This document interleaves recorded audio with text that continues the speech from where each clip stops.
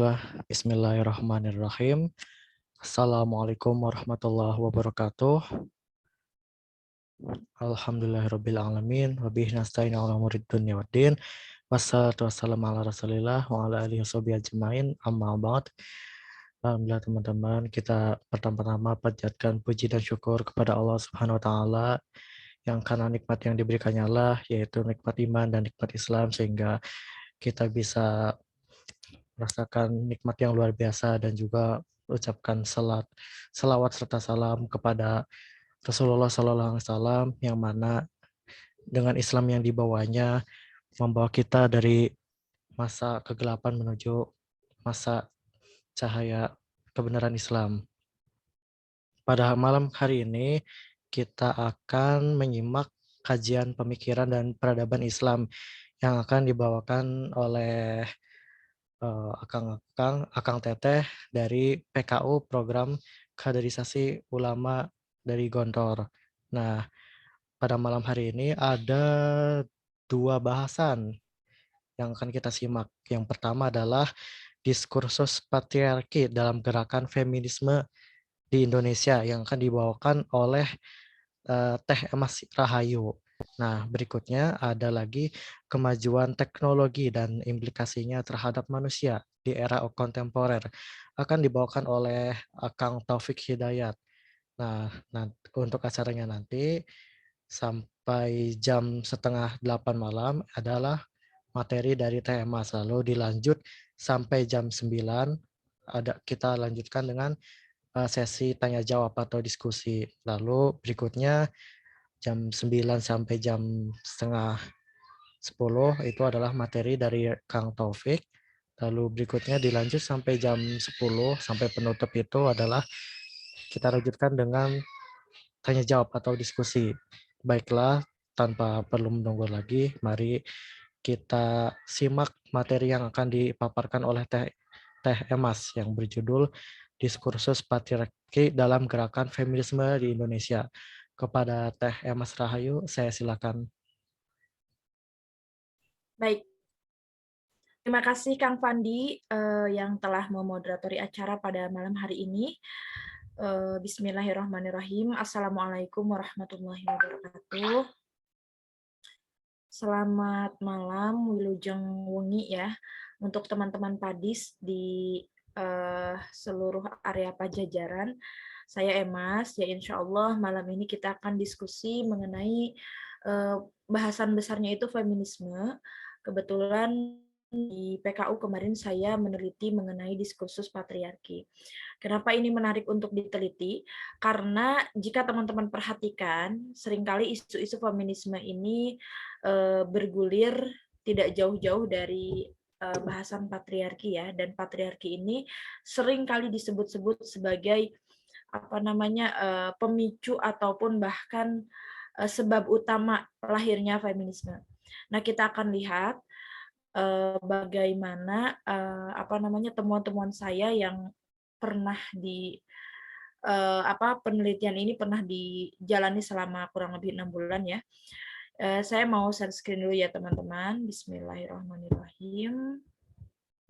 Nah, oke, bisa dilihat ya? Bisa Teh. Oke. Jadi diskursus patriarki ini, kenapa diskursus ya? Jadi artinya bahasan mengenai patriarki ini merupakan sebuah diskursus yang sebetulnya bisa diubah-ubah ya. Dan dalam penelitian saya ini kita akan melihat bahwa ternyata pengistilahan pemakaian atau pematenan istilah patriarki dalam kajian feminisme atau dalam gerakan feminisme ini ada unsur semacam semacam sebuah bukan kesengajaan, tetapi suatu teori yang dibangun untuk mematenkan gerakan feminisme ini. Nah, teman-teman, kita akan lihat ya bagaimana feminisme di Indonesia ini sudah mulai bukan lagi sesuatu yang asing ya, terutama bagi aktivis gitu kan. Pasti akhir-akhir ini mulai mengkaji gitu ya dampak-dampaknya gitu. Nah, di antara akibat ataupun dampak dari gerakan feminisme ini kalau yang biasa kita temukan di lapangan, misalnya adanya pemaksaan paham kesetaraan peran dan juga persamaan hak. Jadi gerakan feminisme ini memang sangat menggencarkan isu equality ya atau kesetaraan, bagaimana agar laki-laki dan perempuan ini mendapatkan hak yang persamaan hak, kemudian juga kesetaraan ya. Jelas sekali ini berbeda dengan apa yang selama ini dianut oleh Islam, bahwa di dalam Islam itu bukan kesetaraan yang dijunjung tinggi gitu ya, namun keserasian. Memang betul banyak ayat Al-Quran yang mengatakan bahwa laki-laki dan perempuan itu di hadapan Allah sama, tetapi yang membedakan itu adalah keimanan dan ketakwaan. Namun konsep kesetaraan yang dibawa oleh Barat, khususnya oleh gerakan feminisme ini, memiliki maksud lain gitu ya, karena lagi-lagi ini berakar pada konflik masyarakat Barat pada awal abad ke-20 ya, di mana pada saat itu tidak mendapatkan hak suara ya, kemudian dari ruang publik sehingga mereka menuntut gerakan kesetaraan. Kemudian yang belakangan ini juga kita temukan bahwa gerakan feminisme ini juga bukan hanya mengaminkan tetapi juga mengkampanyekan jargon my body is mine atau my body is my authority gitu ya. Jadi hak tubuh ya, hak tubuh bahwa tubuhku itu milikku gitu ya.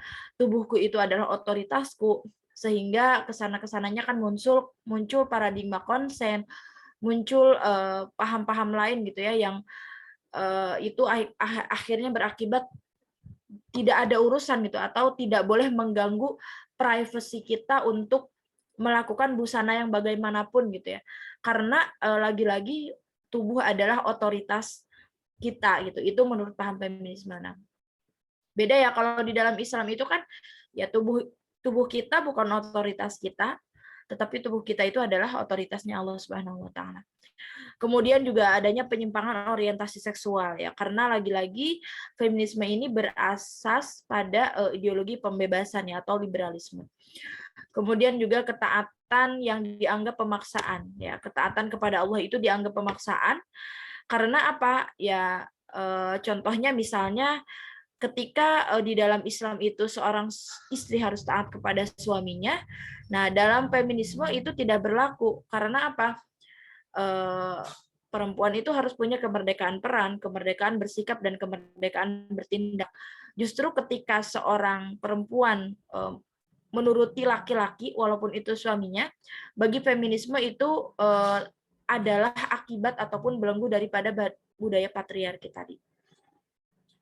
Terus juga akibat lainnya misalnya adanya penafsiran Al-Quran secara hermeneutik ya, karena ada seorang feminis ya, bukan hanya seorang sih, tapi banyak, tapi yang saya sorot, yang saya sebut di sini, yang saya contohkan itu satu orang, seorang feminis yang memakai pendekatan tafsir dengan tafsir hermeneutika, dia menampakkan metodenya itu metode tauhidi ya. Metode tauhidi itu dipakai oleh Aminah Wadud misalkan. Produk tafsirnya itu misalnya membolehkan perempuan untuk menjadi imam sholat, perempuan untuk menjadi khotib Jumat gitu. Atau juga mubadalah yang tahun kemarin, tahun 2019 dan tahun 2020 itu cukup populer. Mubadalah ini satu teorisasi yang dikeluarkan oleh salah satu pencetusnya Kiai Haji Hussein Muhammad ya. Jadi itu tentang konsep kesalingan. Nah, itu adalah di antara dampak dari penafsiran Quran secara hermeneutik. Dan itu juga dipelopori oleh aliran yang mohon maaf menamakan dirinya sebagai feminisme muslim. Kemudian juga akibat lainnya yang bisa kita temukan bahwa orang-orang feminis ini atau gerakan feminisme ini tentu saja mereka menganggap bahwa setiap perempuan itu bebas untuk menjadi apa saja dan menjadi siapa saja tanpa stereotip dan stigma tertentu. Jadi bagi mereka itu nggak boleh, misalnya ada stigma seperti ini, perempuan itu fitrahnya di rumah misalnya ya, perempuan itu harus pandai menjaga anak, perempuan itu harus pandai menata rumah. Nah, itu tidak boleh ada anggapan seperti itu karena bagi mereka itu adalah bagian daripada belenggu atau stereotip gender. Nah, kemudian apa yang saya temukan dalam teorisasi patriarki ini ada bukunya ya, Theorizing of Patriarchy. Itu ditulis oleh Sylvia Wolby. Tapi sebelum jauh ke sana, kita akan klasifikasikan dulu feminisme atau gerakan feminisme yang berkembang di Indonesia. Jadi, teman-teman perlu diketahui sejauh ini di Indonesia gerakan feminisme yang berkembang di Indonesia itu memang tidak selalu terdefinisi di aliran tertentu. Kan feminisme itu ada aliran-alirannya ya, teman-teman. Ada aliran feminisme radikal, feminisme liberal, feminisme Marxis, dan lain-lain. Nah, tapi kalau di Indonesia sejauh yang saya amati itu tidak terlalu meruncing ke arah aliran-aliran itu. Tetapi kalau kita kelompokkan dalam dua kelompok besar, feminisme di Indonesia itu memang ada feminisme yang masih kental merupakan duplikasi daripada feminisme barat, atau feminisme yang dalam tanda kutip sudah diatribusi dengan kata-kata Islam. Jadi mereka menyebutkan orang-orang Islam yang juga setuju dengan gerakan feminisme ini biasanya menamakan gerakan mereka itu sebagai gerakan feminisme Muslim atau Islamic Feminist atau feminisme Islam, ya. Nah, tapi apakah ada perbedaan dari keduanya? Sesungguhnya sama saja karena berasal dari ideologi yang sama, hanya pemakaian istilah Islam itu dijadikan sebagai atribut saja gitu ya. Nah, bukan diduga ya. Jadi perkembangan gerakan feminisme di Indonesia ini dilatar belakangi oleh beberapa hal ini ya. Ada kemudian kekerasan pada perempuan atau katakanlah KDRT atau kekerasan seksual, kemudian juga adanya kesenjangan akses pendidikan, adanya eksploitasi tenaga kerja, dan adanya pembatasan jabatan publik. Memang beberapa fenomena ini populer dan bisa kita temukan itu dulu ya di zaman pra-orde baru gitu. Pada faktanya, dalam perkembangan masyarakat Indonesia dewasa ini, memang fenomena seperti ini sudah cukup menurun, gitu ya. Jadi kalau misalnya sekarang masih ada gerakan feminisme yang berjuang ataupun mereka berteriak dengan motif yang masih latar belakang ini, ya sebetulnya sudah usang gitu ya, karena bisa kita lihat ya di Indonesia sekarang ya mungkin kalau ini ya masih terus di blow up ya karena ada kipernya. Di Komnas Perempuan itu memang masih secara rutin memblow up kasus-kasus kekerasan seksual. Kemudian juga KDRT juga ya. Atau misalnya kayak seperti kemarin ya, banyak sekali kejahatan-kejahatan seksual yang belakangan ini ditampilkan. Misalnya kemarin kalau di Bandung itu ada, mohon maaf, seorang ustadz yang mencabuli beberapa santrinya itu, dan memang jika kita teliti lebih jeli, ya, akhir-akhir ini kasus-kasus tersebut di blow up, salah satunya ya untuk mendorong disahkannya RUU PKS atau RUU TPKS ya di balik. Kemudian juga kesenjangan akses pendidikan. Jelas ini terjadi dulu karena buktinya di Indonesia sekarang sudah banyak sekali ya perempuan yang melek pendidikan, perempuan yang berpendidikan tinggi, berbeda dengan zaman dulu ya di masa kolonial itu tidak perlu memiliki pendidikan tinggi ya. Makanya salah satu pendapat itu juga ada Dewi Sartika, kemudian juga Rohana Kudus kalau dari Sumatera Barat, dan tokoh-tokoh perempuan lainnya ya, Rahmah El Yunusiah, itu membuktikan bahwa perempuan itu ya harus berpendidikan tinggi juga karena mereka adalah madrasah pertama untuk anak-anaknya, bahwa perempuan itu juga adalah ibu peradaban gitu ya. Nah, jadi untuk zaman sekarang sebetulnya ini sudah kurang relevan. Kemudian juga eksploitasi tenaga kerja, pembatasan jabatan publik ini juga sudah terbantah ya karena di Indonesia sekarang banyak sekali kepala daerah yang merupakan perempuan, bahkan Presiden Indonesia sendiri juga pernah dari perempuan ya, Megawati Soekarno Putri. Nah, jadi ini adalah fenomena yang diasumsikan menjadi latar belakang lahirnya gerakan feminisme di Indonesia. Nah, kemudian dari berbagai fenomena tadi, orang-orang feminis ini atau gerakan feminisme ini menyebutkan bahwa latar belakang dari semua kejadian yang menindas kaum perempuan ataupun tindakan-tindakan yang mengeksploitasi kaum perempuan itu karena adanya budaya patriarki yang terlalu kental. Nah, maka ini perlu kita telusuri, perlu kita tanggapi secara kritis. Ya, patriarki itu apa? Kenapa budaya patriarki itu kok masalah banget gitu ya bagi mereka? Nah, ternyata di kalangan mereka itu ada yang meneliti tentang patriarki. Di sini ada buku Theorizing of Patriarchy yang ditulis oleh Sylvia Wolby. Beliau menyebutkan ada 7 wilayah, maaf, 6 apa 7 nih? Ada 6 wilayah ya, 6 domain yang menjadi wilayah patriarki ya, atau menjadi domainnya patriarki. Dari mulai state, negara gitu ya, paid work, wilayah tenaga kerja ya, kemudian juga housework, bagaimana rumah tangga yang dimaksud itu ya, culture, budaya, sexuality dan violence, kekerasan itu sendiri dan juga seksual ya. Jadi ranah-ranah inilah yang merupakan domain ataupun wilayah di mana patriarki itu berkembang, di mana patriarki itu tumbuh dan menyebabkan adanya penindasan terhadap kaum perempuan. Ya, itu menurut Sylvia Wolby.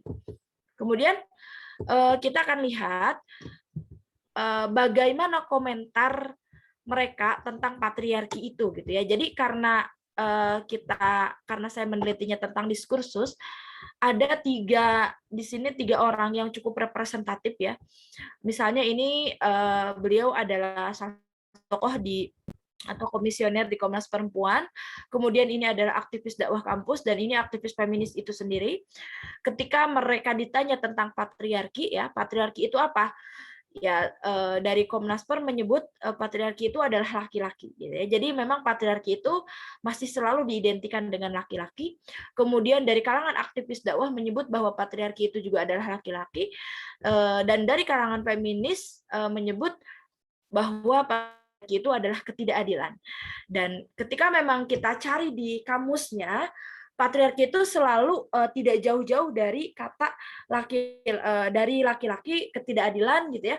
Memang itu adalah definisi-definisi yang identik dengan patriarki tadi. Nah, kemudian kita telusuri ya secara terminologi dan juga secara etimologi.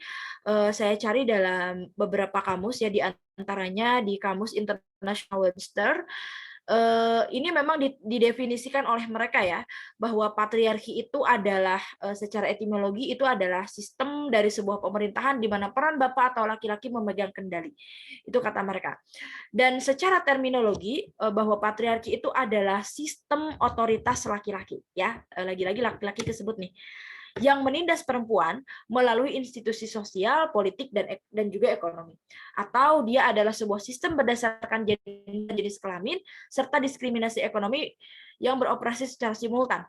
Atau secara ringkas, istilah patriarki ini dimaknai sebagai sistem dominasi laki-laki. Nah, mungkin ini ada pengertian yang cukup singkat dan bisa kita pahami ya, bahwa patriarki itu adalah dominasi laki-laki. Jadi ketika laki-laki itu mendominasi di sebuah daerah, wah itu patriarki, wah itu harus dilawan, wah itu adalah penyebab feminisme. Nah, itu kata mereka. Nah, kemudian kita juga menemukan di dalam salah satu kamus yang ditulis oleh Maggie Hume.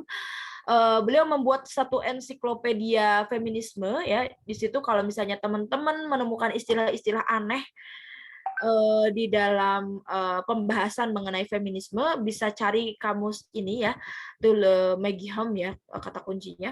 Ini penulisnya. Beliau mengatakan bahwa kata kunci dari patriarki ini tidak jauh-jauh dari kata-kata ini. Jadi tentang domestikasi, tentang marginalisasi, ya, tentang subordinasi, tentang diskriminasi, ya. Domestikasi itu misalnya ya bagaimana perempuan itu hanya diidentikan dengan rumah tangga, dengan keluarga, atau dengan pekerjaan rumah saja. Perempuan dimarginalisasi gitu ya, perempuan disubordinasi, dinomorduakan, atau bahkan didiskriminasi. Perlakuan yang tidak menyenangkan itu seringkali diterima perempuan. Nah, itu menurut Maggie Hume itu merupakan dampak dari hegemoni patriarki. Bahwa selama ini patriarki sudah menghegemoni yang menyebabkan terjadinya domestikasi terhadap kaum perempuan, marginalisasi terhadap kaum perempuan, subordinasi, diskriminasi, dan juga adanya dominasi laki-laki terhadap kaum perempuan. Itu adalah akibat dari hegemoni patriarki. Nah, kemudian kalau misalnya patriarkisme ya, jadi ketika ini sudah menjadi sebuah isme, kajian patriarki ini, jika dia masuk ke dalam wacana feminisme, maka feminisme akan melakukan propaganda bahwa patriarki ini merupakan asal dari ketertindasan perempuan. Dan ketika patriarkisme ini dikaji dalam syariat ya, dalam studi Islam, masuk dalam studi Islam, maka yang ada itu tindakan dekonstruksi terhadap syariat. Contoh misalnya adanya perubahan ketika ada sekelompok feminis yang mengatakan ya hukum waris itu sebetulnya masih bisa diubah. Tidak mesti laki-laki mendapat bagian yang lebih banyak daripada perempuan, karena realitasnya pada zaman sekarang banyak perempuan yang sudah menjadi kepala keluarga, menjadi tulang punggung keluarga ya, dan sebagainya. Itu dampak ketika patriarki dikaji dalam sudut pandang feminisme ataupun masuk ke dalam studi Islam. Nah, selanjutnya dalam penelusuran saya ya yang pernah saya lakukan waktu itu, jadi dalam buku tersebut, dalam buku Theorizing of Patriarchy yang ditulis oleh Sylvia Welby tadi, saya menemukan sebuah kalimat bahwa dia mengatakan the concept of patriarchy is central and it should be central aspect in feminist understanding of society. Nah, memang penelitian tentang diskursus patriarki ini kita mulai dengan sebuah kecurigaan ya, apa benar feminisme ini mati-matian dipertahankan karena mereka merasa patriarki ini satu hal yang sudah menghegemoni dan tidak bisa dipecahkan gitu. Apa benar seperti itu gitu? Apa benar patriarki ini adalah satu teori atau konsep yang sudah mapan sehingga menjadi motif utama kenapa feminisme itu juga harus ada gitu. Seperti itukah keadaan feminisme gitu kan? Ternyata oleh tokohnya sendiri dia itu patriarki itu memang diposisikan sentral gitu ya. Dan sebaiknya itu harus menjadi aspek yang utama dalam pemahaman ataupun dalam kajian tentang feminis gitu. Karena dalam kalimat ini kita menemukan betapa orang-orang feminis pun berusaha mendudukkan diskursus patriarki ini sebagai satu hal yang sentral jika kalian ingin memahami feminis. Jadi seolah-olah ini tidak bisa dipisahkan gitu ya. Kalau misalnya kita mau memahami feminis ya sertakanlah patriarki untuk mendukung pemahaman kalian gitu, seolah-olah seperti itu ya. Nah, kemudian kita lihat ya bagaimana propaganda patriarki itu dilakukan setiap tahun di Indonesia. Ya. Setiap tahun bahkan setiap kesempatan. Ini saya melakukan penelusurannya di Google misalnya ketika kita klik patriarki gitu kan, banyak sekali agenda atau momen yang dilakukan untuk membuat propaganda bahwa patriarki itu adalah musuh bersama. Sehingga untuk meruntuhkan budaya patriarki itu diperlukan gerakan feminisme di Indonesia ini gitu ya. Jadi tadi kenapa hubungannya variabel lainnya itu adalah gerakan feminisme di Indonesia. Karena di Indonesia itu orang-orang cenderung latah gitu ya. Misalnya nih Women's March, ini kan Women's March jelas-jelas adalah satu gerakan yang terjadi di Barat ya, di London, di Amerika gitu.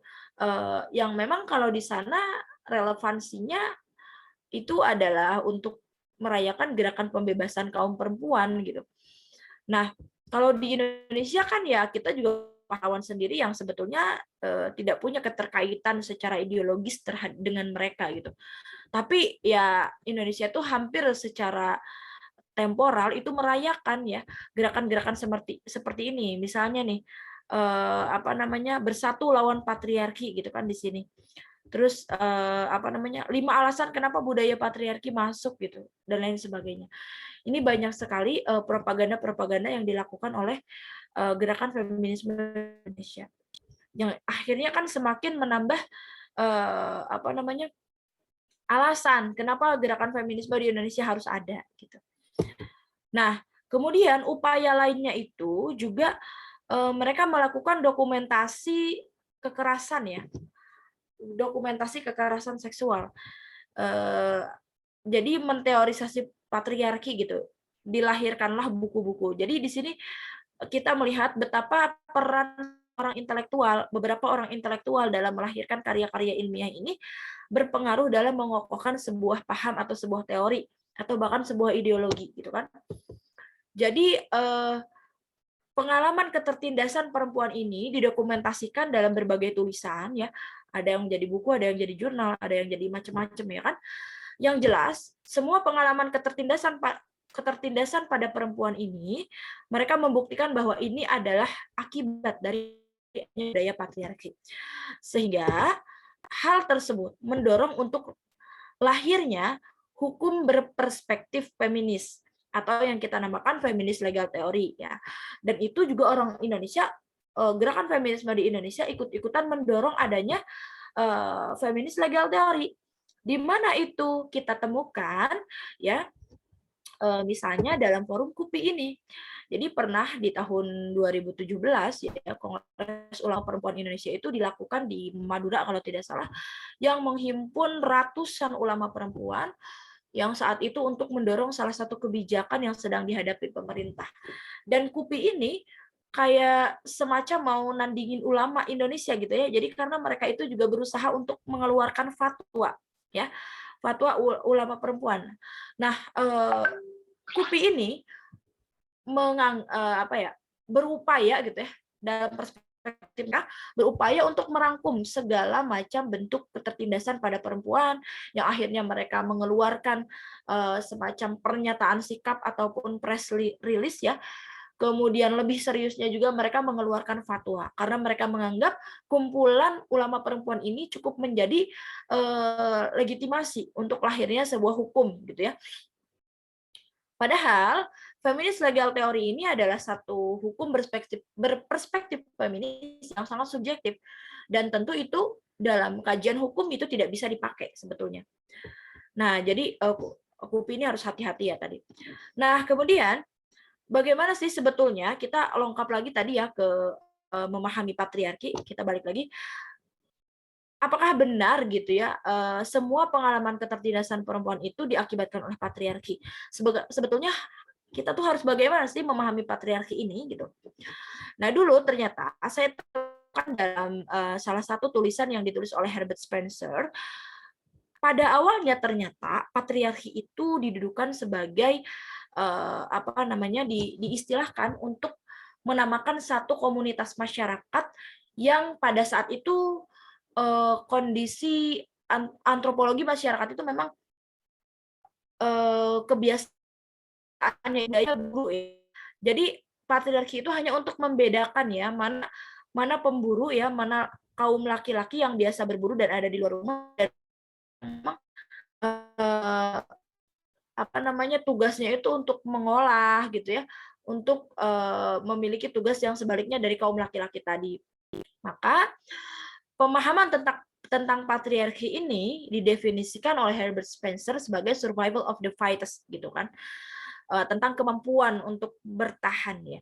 Tetapi kemudian hal ini jadi lengkap ya, definisi tentang patriarki ini pada tahun 91 yang didefinisikan oleh Sylvia Wolby tadi itu kok jadi lengkap ya. Jadi pengertiannya itu adalah patriarchy is indispensable for an analysis of gender inequality.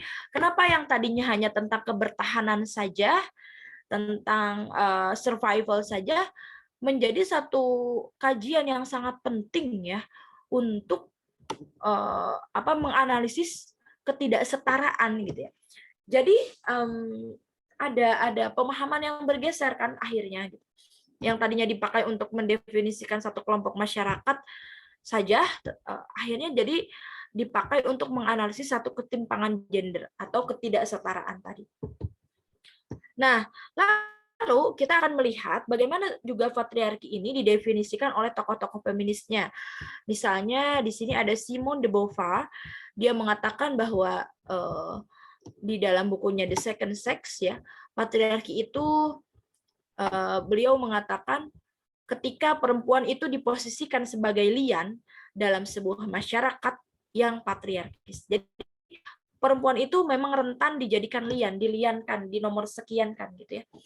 Dalam sebuah masyarakat yang patriarkis. Artinya kalau kita cermati dalam pernyataannya ini masih ada dalam aspek sosiologis ya, bagaimana secara sosial patriarki ini dianggap menghegemoni satu kelompok masyarakat tertentu. Kemudian ada lagi misalnya di Judith Butler ya. Saya lupa ini tokohnya siapa, tapi di History of Matters itu dikatakan bahwa patriarki merupakan problem utama dalam sejarah perempuan, bahkan terbesar dalam sejarah manusia. Nah, artinya ketika di sini didefinisikan bahwa patriarki ini adalah problem ya, maka akan ada sekelompok yang mendefinisikan dirinya itu sebagai solver gitu ya. Akan ada gerakan tertentu yang berusaha membasmi problem itu ya. Jadi ini kajiannya sudah bukan lagi sosiologis tetapi sudah menjadi kajian yang politis gitu ya. Membuat sebuah gerakan ya kan. Kemudian juga di sini secara akademis, secara filosofis didefinisikan oleh Jurnal Perempuan, misalkan ya, Jurnal Perempuan itu adalah salah satu lembaga yang otoritatif ya dalam bidang feminisme karena mereka sendiri mendeklarasikan dirinya sebagai gerakan feminisme di Indonesia yang memang punya konsentrasi untuk menyebarkan feminisme di Indonesia.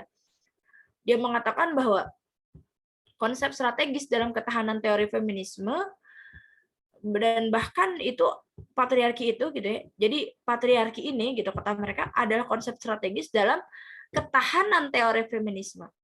Bahkan dia adalah jantung dari nomenklatur filsafat feminisme. Nah, artinya kalau kita cermati dalam kalimat ini, patriarki sudah dibawa dalam ranah kajian filosofis. Jadi ada diskursus gitu ya, ada perkembangan dari yang tadinya didefinisikan dalam suasana sosial ataupun dalam kajian sosiologis, kemudian ke politis dan juga ini sudah ke filosofisnya. Jadi terus berkembang, terus mengalami evolusi. Nah, ternyata memang dalam mail order ya, dalam buku mail order itu saya temukan mereka juga menganggap memang patriarki ini adalah sesuatu yang berevolusi. Berevolusi itu ya berubah-ubah. Jadi dia itu adalah budaya yang terus-menerus mendefinisi ulang dan menyesuaikan keseimbangan antara kekuasaan dan privilege laki-laki dengan sistem peran gender yang dan seterusnya. Nah, artinya ketika dalam buku ini dikatakan bahwa patriarki ini mendefinisi ulang, menyesuaikan ya. Memang di sini ada evolusi bahwa patriarki ini ya sengaja dibawa-bawa, diteorisasikan oleh mereka agar merasa ya feminisme ini harus selalu ada gitu ya. Karena kayak seolah-olah goyah kalau misalnya patriarki itu tidak dianggap lagi ya feminisme akan kehilangan alasan gitu kan. Si Stuart Hall juga pernah bilang, perdebatan patriarki itu dimaksudkan sebagai sebuah eksplorasi perseptif atas berbagai teori maskulinitas kontemporer. Jadi memang patriarki ini akan terus diperdebatkan dan itu sifatnya eksplorasi perseptif.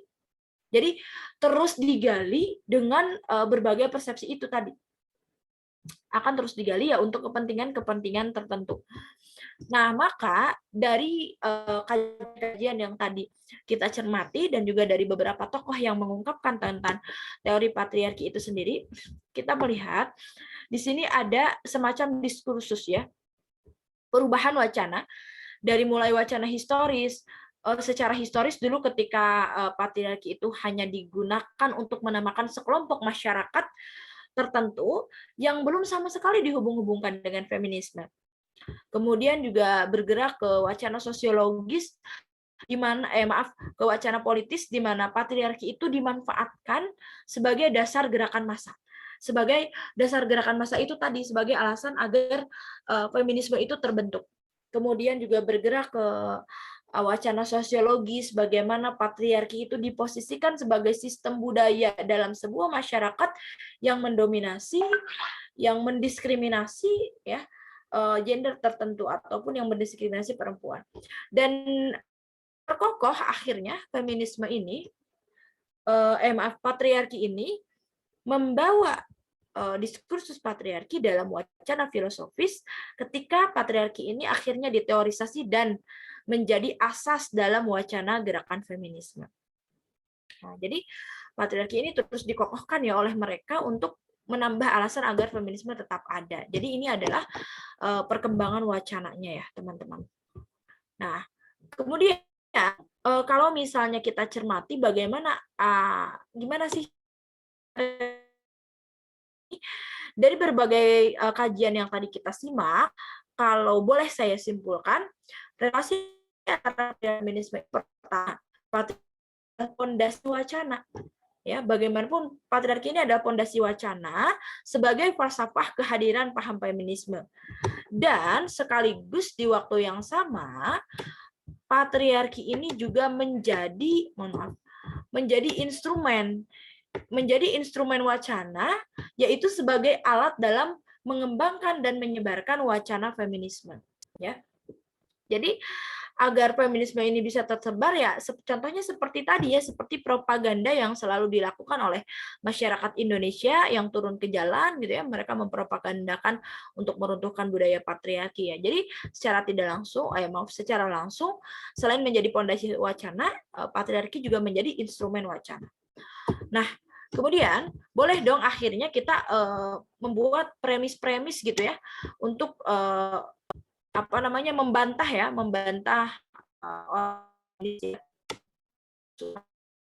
menggunakan menyebut patriarki ini sebagai alasan dominan.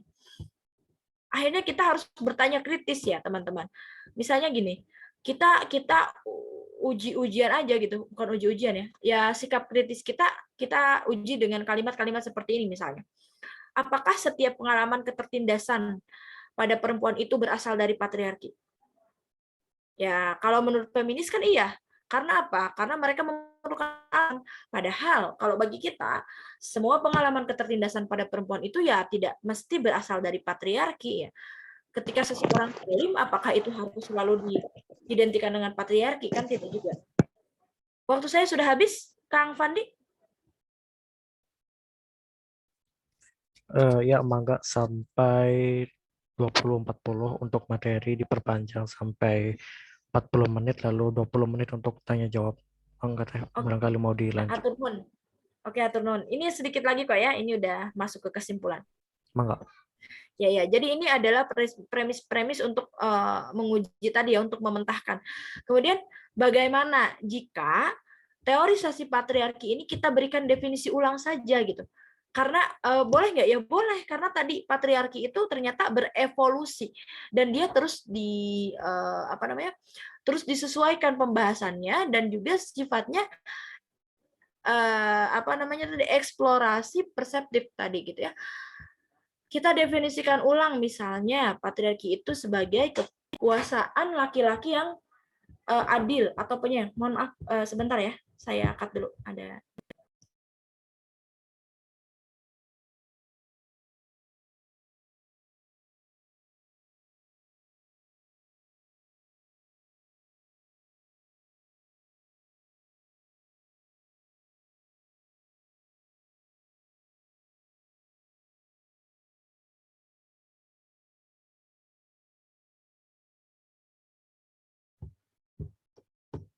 Oke, kita lanjut ya. Maaf ada sedikit gangguan. Nah, jadi misalnya bagaimana kalau kita definisikan ulang saja teorisasi patriarki tadi sebagai kekuasaan laki-laki yang adil, penyayang terhadap perempuan gitu ya. Dan juga bisa memuliakan perempuan misalnya. Ya, bisa saja gitu, tapi tentu saja feminisme akan kehilangan alasan. Nah, maka ya jika saya simpulkan patriarki ini memang merupakan konsep yang debatable. Konsep yang debatable, dia juga bersifat evolutif, namun sengaja dikonstruk untuk mempertahankan nomenklatur gerakan feminisme. ya, agar gerakan feminisme ini tetap hadir, tetap eksis dan tumbuh subur ya, khususnya di Indonesia, maka dia harus terus dibangun ya wacana tentang patriarki ini. Kemudian saya ingin tekankan bahwa ide feminisme itu sangat mungkin untuk tidak diterima oleh kita, oleh masyarakat Indonesia. Sebab apa? Sebab tujuan untuk memuliakan kaum perempuan itu sudah diajarkan oleh Islam, dan Indonesia adalah negara yang religius ya, yang sejak lahir sudah kental dengan Islam, dan kesempurnaan Islam itu tidak memerlukan ideologi pelengkap lainnya. Jadi kita harus yakini ini sebagai tantangan akhirnya ya, sebagai ancaman pemikiran. Kemudian yang terakhir bahwa gerakan feminisme di Indonesia itu merupakan produk impor atau adopsi pemikiran yang tidak sesuai dengan kultur dan kepribadian luhur masyarakat Indonesia. Jadi sangat boleh kita menolaknya karena sekali lagi ini adalah produk impor. Sekian yang bisa saya sampaikan, Kang Fandi dan kawan-kawan Padis. Semoga bermanfaat ya, teman-teman. Jazakumullah khairan katsiran. Assalamualaikum warahmatullahi wabarakatuh. Waalaikumsalam warahmatullahi wabarakatuh. Terima kasih kepada Teh Emma telah menyampaikan materi tentang diskursus patriarki. Mangga berikutnya langsung kepada sesi tanya jawab atau diskusi. Mangga untuk kali ini dibatasi 2 pertanyaan. Langsung pada inti pertanyaan, to the point. Mangga bisa ditanyakan lewat chat atau lewat fitur angkat tangan. Mangga dipersilakan kepada para peserta.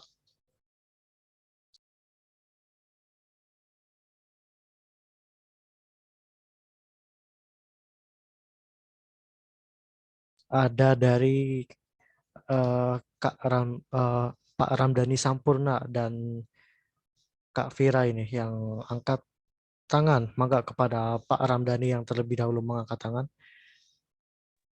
Ya, Assalamualaikum warahmatullahi wabarakatuh. Waalaikumsalam warahmatullahi wabarakatuh. Maaf, saya tidak bisa bawa kamera nih. Biasa ini apa namanya, wifi-nya lagi. Oh ya, mangga. Ini terkait dengan gerakan feminisme ya. Yang ingin saya tanyakan yang pertama, sampai sejauh mana ya hubungan antara feminisme dan sekulerisme.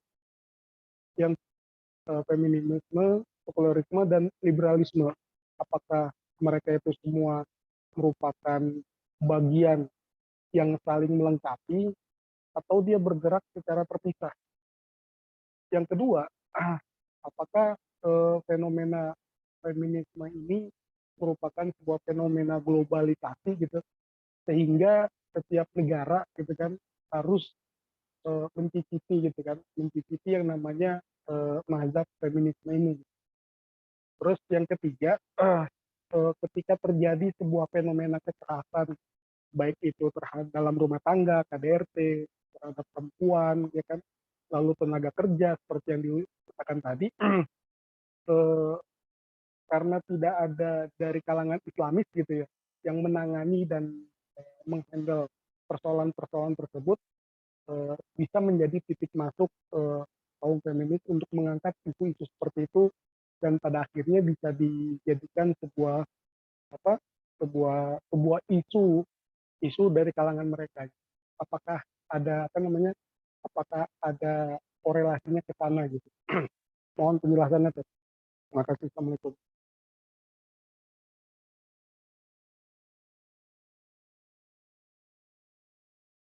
Waalaikumsalam warahmatullahi wabarakatuh. Mangga Teh. Barangkali langsung dijawab. Ada 3 pertanyaan ya. Oke, hatur nuhun untuk Pak siapa tadi yang bertanya, mohon maaf? Pak Ramdhani Sampurna. Oh iya, Pak Ramdhani. Terima kasih untuk pertanyaannya ya. Ini sepertinya sangat mewakili banyak orang ya, karena di beberapa workshop juga saya sering dapat pertanyaan seperti ini. Saya langsung jawab dan mohon diingatkan ya Kang Fandi untuk pertanyaannya, karena tadi ada 3 pertanyaan, khawatir saya lupa. Pertama tentang liberalisme dan apa tadi? Liberalisme dan sekularisme ya. Apakah feminisme ini adalah agenda yang tidak terpisahkan? Kalau kita mengacu pada kajian-kajian atau tulisan-tulisan yang ditulis ditulis oleh Dr. Adian Husaini misalnya ya, dan juga guru-guru kita yang lainnya di INSIS, kemudian juga di Gontor dan lain-lain, itu memang semua isme-isme dari Barat itu berakar pada liberalisme gitu ya, liberalisme tadi. Dalam buku Wajah Peradaban Barat misalkan, memang ideologi Barat itu sekuler liberal ya, dan feminisme itu juga berakar pada ideologi sekuler liberal tadi. Walaupun memang secara gerakan mereka terpisah. Ya, karena ya tadi feminisme itu kalau teman-teman lihat di Suffragette ya, di Suffragette itu salah satu film yang diproduksi oleh Amerika, tapi itu memotret satu kejadian kondisi sosial masyarakat di London. Itu kita lihat memang feminisme ini murni dari problem yang diterima oleh kaum perempuan. Tetapi memang itu ideologi asalnya ya dari sekuler liberal tadi gitu kan. Karena pada saat itu mereka merasa kaum perempuan itu ya ditindas ya oleh gereja, sehingga kan lahir paham liberal, lahir paham sekuler gitu ya, memisahkan agama begitu kan. Dan juga salah satunya feminis. Tapi kalau feminisme ini dikonsentrasikan untuk pembebasan terhadap perempuan. Itu ya untuk pertanyaan pertama. Kemudian untuk pertanyaan kedua, tadi apa ya? Mohon maaf, bisa diingatkan nggak Kang Fandi? Halo, cek. Bentar, bisa diulang? Untuk pertanyaan kedua tadi saya. Oh ya, apakah feminisme merupakan fenomena globalisasi? Oh iya, kalau kita baca ya dari berbagai literatur, memang itu juga merupakan salah satu agenda global ya. Agenda global yang ya lagi-lagi ya, kalau tantangan Islam itu ya sudah pasti itu mendunia. Tantangan untuk umat Islam itu sudah pasti mendunia, dan itu digemborkan oleh masyarakat Barat. Sekali lagi karena feminisme ini dia mengatasnamakan dirinya tidak berbicara hanya tentang negara atau tentang isu sektoral saja. Jadi memang ini dikampanyekan untuk dianut oleh seluruh perempuan yang merindukan kebebasan gitu ya. Jadi seolah seperti itu. Nah, maka ya kita bisa sebut ini merupakan juga agenda global. Nah, kemudian itu ya untuk pertanyaan yang kedua. Kemudian untuk pertanyaan yang ketiga, apa tadi yang ketiga? Mohon boleh diulang? Mungkin barangkali Pak Ramdhani mau membetulkan lagi kalau yang dari saya catat ini, apakah ada korelasi antara kasus kekerasan yang tidak tertangani dengan feminisme sebagai celah atau sebagai solusi daripada masalah kekerasan seperti kekerasan pada rumah tangga atau kekerasan seksual. Ya, oke. Siap. Oke. Iya, saya ingat. Terima kasih, Kang. Jadi itu memang tantangan saya selaku aktivis Islam atau selaku orang Islam. Karena di lapangan memang yang hadir untuk menjadi solusi, kemudian juga hadir pada mereka itu ya orang-orang feminis gitu. Dan ini kita tidak bisa memungkiri. Kasus yang kemarin pun kan di blow up oleh orang-orang feminis, kemudian juga mereka menjadi pahlawan gitu. Satu sisi ini menjadi satu kritik untuk kita gitu. Kemana aktivis Muslim gitu ya, atau kemana orang-orang Islam, kenapa tidak menjadi bagian daripada solusi atau tidak menunjukkan kepedulian mereka pada para penyintas. Jadi ya memang pertanyaan ini bukan jawaban mungkin ya, tetapi sebagai renungan untuk kita bersama, bahwa ya kita itu sebagai orang Islam, sebagai aktivis Muslim kan memang oleh Allah juga diberikan kewajiban untuk saling menjaga dengan saudaranya, saling menjaga, kemudian juga saling melindungi ya, saling menanggung beban gitu. Itu merupakan kewajiban kita dengan sesama muslim. Itu memang yang absen dari kita. Jadi ini harus menjadi PR untuk kita bersama, menjadi bahan kerja ya, untuk menjadi rencana kerja ke depan untuk kita bersama. Wallahu alam. Itu mungkin ya Pak Ramdhani. Terima kasih. Nah, kepada Pak Ramdhani, semoga pertanyaannya terjawab. Nah, berikutnya ada saudari Vira yang sudah mengangkat tangan, mangga pada saudari Vira untuk membuka mic-nya untuk bertanya. Dipersilakan. Ya, baik. Terima kasih. Bismillahirrahmanirrahim. Pertanyaan saya ada 2 untuk Teh Emas. Suaranya terdengar? Terdengar. Dengar. Oh ya. Yang pertama, sebenarnya dari penjelasannya Teh Emas tadi, apakah secara penuh kan dikatakan bahwa konsepsi patriarki itu sudah sangat berkembang hingga sampai ke ranah filosofi. Apakah Teh Emas itu menolak konsepsi patriarki? Jadi pertanyaan penegas yang saya berikan, kenapa? Karena kalau misalnya menolak konsepsi patriarki, lantas apa konsep yang bisa mewakili ketertindasan terhadap perempuan? Karena kita juga nggak bisa menutupi kalau ada ketertindasan terhadap perempuan. Jadi konsepnya apa kalau bukan patriarki? Yang kedua adalah kondisi individu sangat kompleks. Tadi disebutkan tentang serasi gitu, bukan kesetaraan tapi serasi. Tapi para feminis juga menuntut, khususnya tadi ke kata kemuliaan gitu. Kalau Mbak Alis pernah menyebutkan kemuliaan itu seperti kayak kamu perempuan tinggal di rumah, bukan nggak ngapa-ngapain, kamu di rumah aja kayak gitu. Itu katanya sebagai bentuk kemuliaan. Tapi itu akan menjadi dia sebagai ibu rumah tangga dan plus dapat juga tekanan ekonomi. Kenapa? Karena ini yang kita lihat sekarang. Seorang perempuan yang menjadi ibu rumah tangga dan mendapatkan tekanan ekonomi, tekanan untuk memenuhi kebutuhan keluarga, sehingga eh, adanya double burden Double atau burden, ada double beban ganda. burden, beban ganda. Nah, sehingga itu yang menjadi landasan berpikir oleh feminis tentang patriarki. Nah, kalau misalnya patriarki hilang, sesuai dengan pertanyaan saya yang pertama, bagaimana menyikapi double burden yang ada sekarang, apalagi tekanan pengarus taman gender dan lain sebagainya, itu sudah menjadi wacana global dan mahasiswa-mahasiswa sekarang juga ditunjukkan untuk ke arah sana. Itu 2 pertanyaan saya yang berkaitan dengan praktik lapangan. Terima kasih.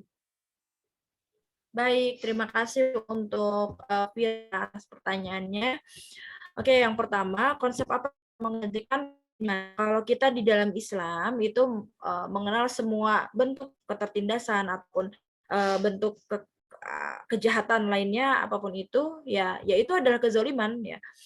Tidak perlu tidak perlu patriarki ya. Kalau ada seseorang yang bertindak menindas dan yang tadi diidentikan dengan satu hal yang tidak menyenangkan untuk perempuan, kezaliman ya namanya.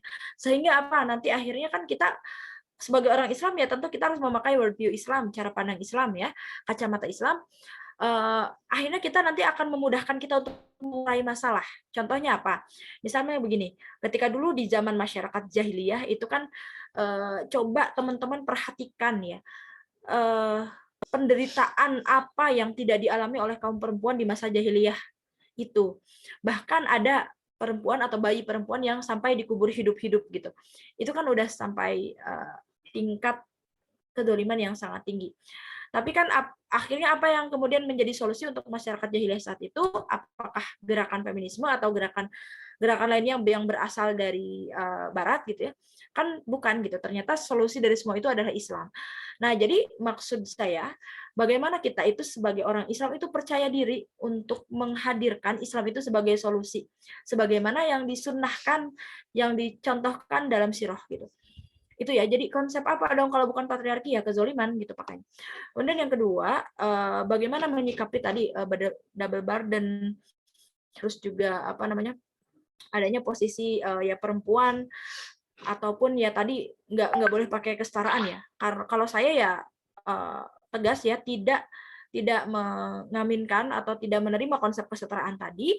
Adapun dengan kondisi lapangan tadi misalkan perempuan ada di rumah ya itu dimuliakan, tapi mereka juga tetap harus membantu secara ekonomi, mereka tetap harus bekerja sehingga ada beban ganda, belum lagi mereka mengurus anak, belum lagi mereka mengurus rumah tangga. Ya, betul, tapi Itu kan kalau kita memandang dengan kacamata sekuler itu memang seperti itu, tapi coba kalau kita lihatnya dari kacamata Islam. Semua yang kita kerjakan itu memang kemuliaan, karena kemuliaan itu bukan hanya kesenangan duniawi, tapi kemuliaan yang dimaksud itu adalah bagaimana nanti posisi perempuan itu di akhirat nanti mendapatkan pahala yang besar dan juga tempat yang mulia di sisi Allah Subhanahu wa taala. Dan jalan kemuliaan bagi kaum perempuan itu adalah rumahnya, keridhaan dari suaminya ya. Ketika pun akhirnya seorang perempuan yang juga mengurus rumah tangga, mengurus anak dan lain-lain ya, dengan segudang pekerjaannya di rumah, pada akhirnya juga mereka harus bekerja dan juga menerima beban lain di sosialnya, di masyarakatnya ya, secara ekonomi juga, itu ya dengan penuh kerelaan dan keridoannya. Maka di sini konsep ridho dan juga sejenis soft skill lainnya yang ada di dalam Islam itu menjadi sangat penting untuk kaum perempuan, sehingga mereka tidak terpaksa mengerjakan semua tugas itu ya, tugas dari suaminya, tugas di rumahnya, tugas sebagai pekerja atau karyawan di luar gitu ya. Jadi maksudnya pemuliaan itu di situ. Kalaupun dia tidak mau ya dalam Islam kan tidak masalah. Jadi kemuliaan itu tadi kata kuncinya tadi bukan saja kesenangan yang dia dapatkan di dunia, tetapi kemuliaan nanti. Tapi kuncinya tadi perempuan tadi ya memahami konsep akhirat, memahami konsep kehidupan setelah mati nanti. Jadi lapang mengerjakan semuanya itu tidak ada istilahnya beban ya, karena memandang semuanya dari perspektif atau dari kacamata ibadah. Semakin banyak amal, semakin banyak pekerjaan yang dilakukan, ya semakin besar ibadah, pahala ibadah yang dia dapatkan. Wallahu a'lam bishawab, mungkin itu ya Vira. Semoga kalau kurang puas, semoga nanti kita bisa diskusi lebih lanjut. Terima kasih untuk pertanyaan-pertanyaannya yang bagus-bagus, luar biasa. Oh Sampai ya, Teh, punten. Ini ada pertanyaan, sekali lagi pertanyaan lewat japri saya.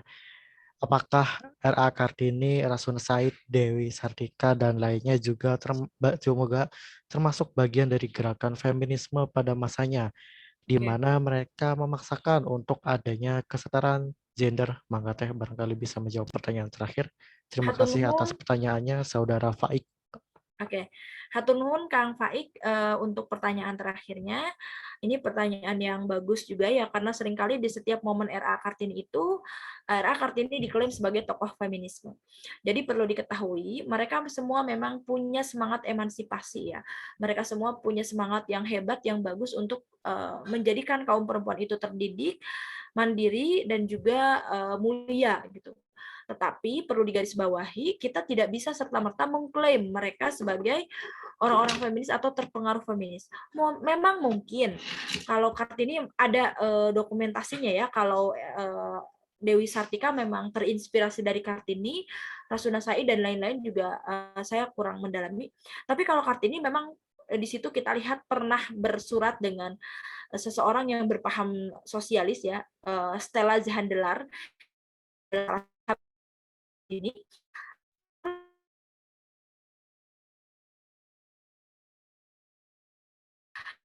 sempat bersinggungan dengan feminisme. Tapi saya melihat ya, membuktikan dalam satu buku yang ditulis oleh Profesor Dr. Ahmad Manegara ya, dalam buku Api Kartini itu sangat tegas menolak paham dari barat ya, termasuk feminisme. Karena dia menganggap, Kartini merasa bahwa Kartini tidak sudi mengingkari budaya dan juga nilai yang sudah sangat luhur di dalam Islam dan di Indonesia ini, kata dia gitu.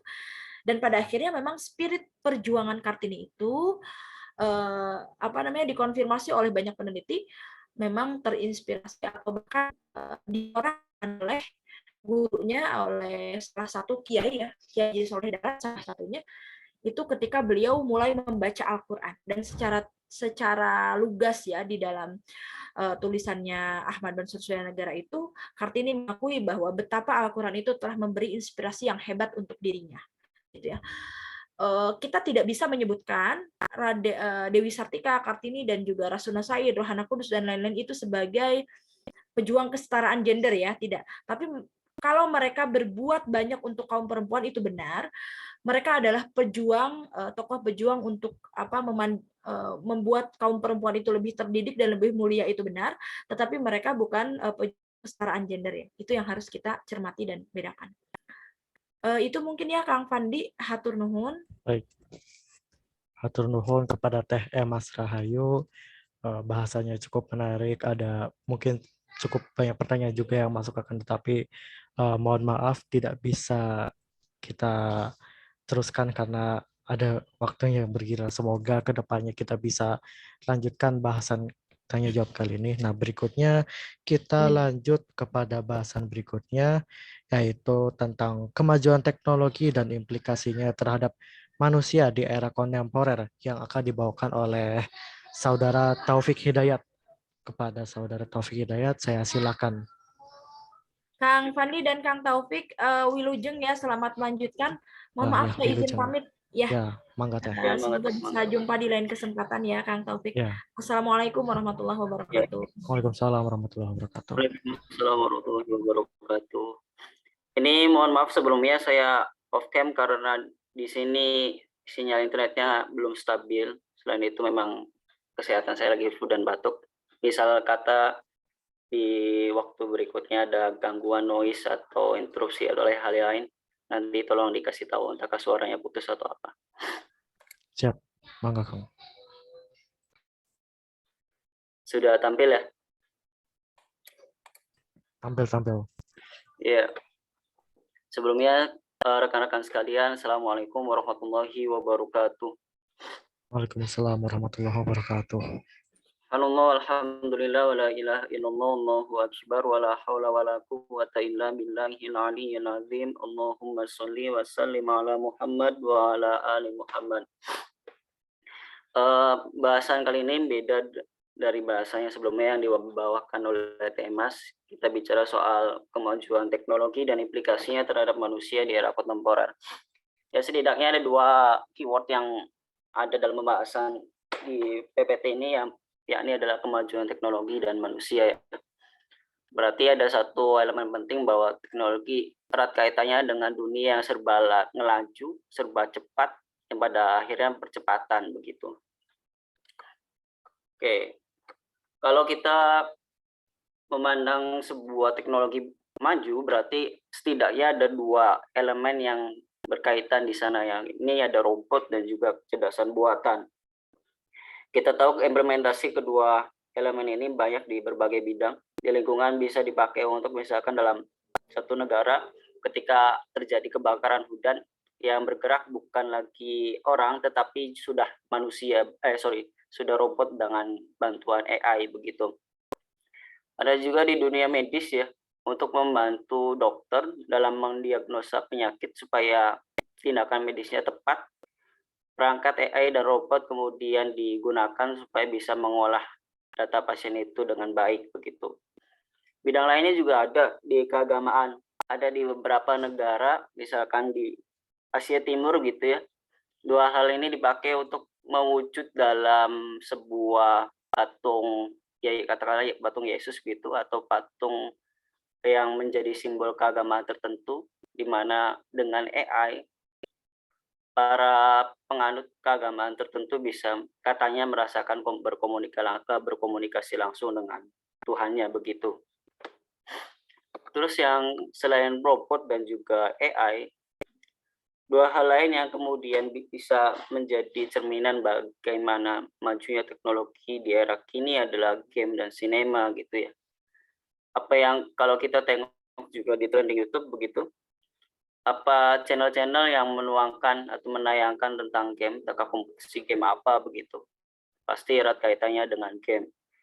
Apa yang digambar di sini juga ada VR di situ, yang kemudian populer dengan persoalan metaverse ya, virtual reality atau augmented reality ya, di mana penggunaan elemen ini kemudian mewujud dalam industri game.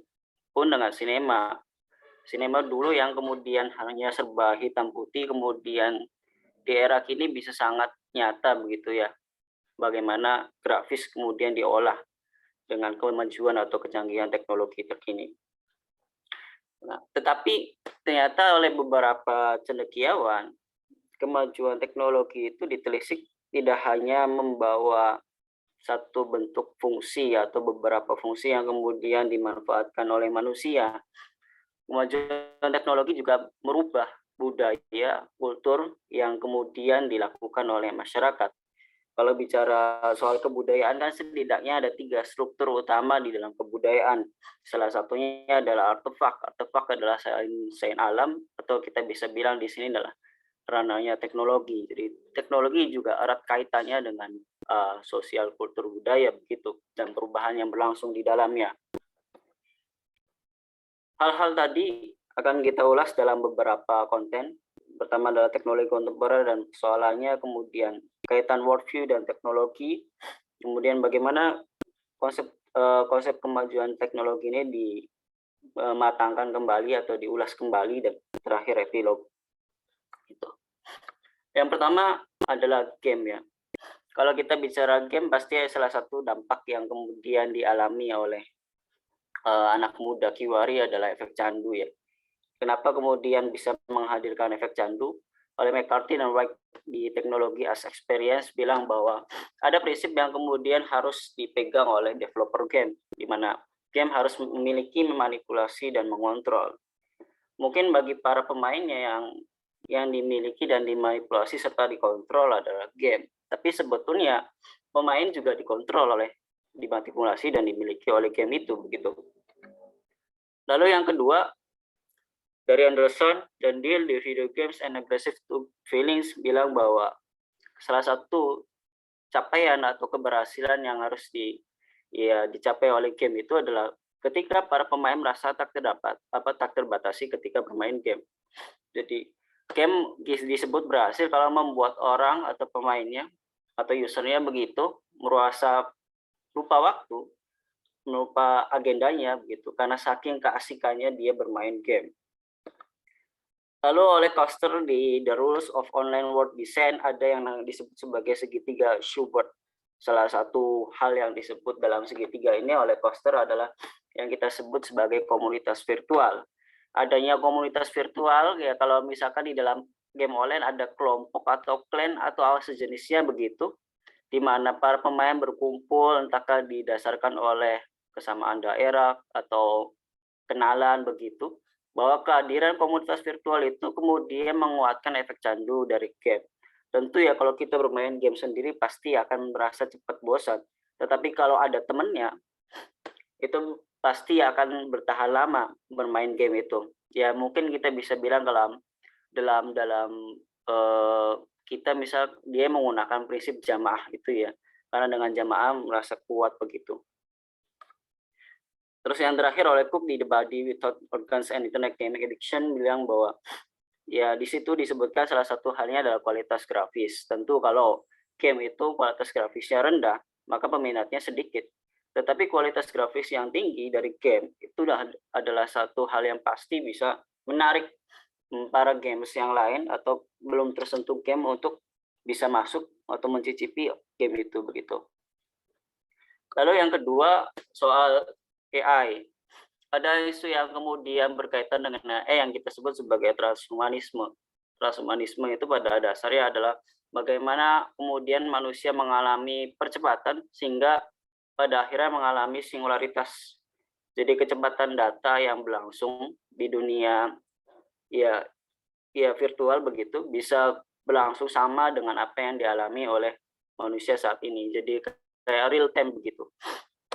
Yang pertama dari Anderson, Rand, dan Luxinger di Artificial Intelligence and the Future of Humans bilang bahwa dalam kasus AI ada satu argumen yang mencuat di publik yang mengatakan bahwa AI tidak boleh dibangun. Argumen ini didasari oleh penerapan AI di bidang militer. Kalau kita bilang, kalau kita lihat berita misalkan konflik di Afrika atau daerah dataran Arab begitu, Amerika dan sekutu atau yang sejenisnya begitu menggunakan perangkat AI dalam drone untuk menarget beberapa orang yang ditargetkan militernya. Tetapi penggunaan AI juga bisa dipakai oleh kelompok atau geng tertentu untuk setidaknya menguatkan posisinya di struktur sosial, sehingga penggunaannya juga rawan untuk dimanfaatkan oleh pihak-pihak tertentu. Hal ini yang kemudian menjadi satu pertimbangan kenapa orang kemudian cenderung untuk tidak perlu membangun AI ini atau kecerdasan buatan. Yang kedua adalah yang disampaikan oleh Davenport dan Kalakota, the potential for artificial intelligence in healthcare. Ya, di situ tertulis healthcare karena menimbang pentingnya peranan AI di dalam dunia medis ya, bahwa pertimbangan atau olah data yang kemudian dilakukan atau dikerjakan oleh AI ternyata punya presisi atau akurasi yang tinggi gitu dibandingkan yang dilakukan oleh manusia, sehingga keputusan medis atau hal-hal yang dilakukan setelahnya itu banyak terbantu oleh hasil yang diolah datanya oleh AI. Itu yang kemudian membuat sebagian kalangan mendukung adanya AI ini. Dan yang terakhir adalah yang kita sebut sebagai jalan tengah ya. Sebetulnya Huang dan Rus tidak mengistilahkan dengan jalan tengah, tapi pada intinya adalah Huang dan Rus mencoba mengetengahkan antara pandangan yang kemudian menolak AI dan juga membangun AI.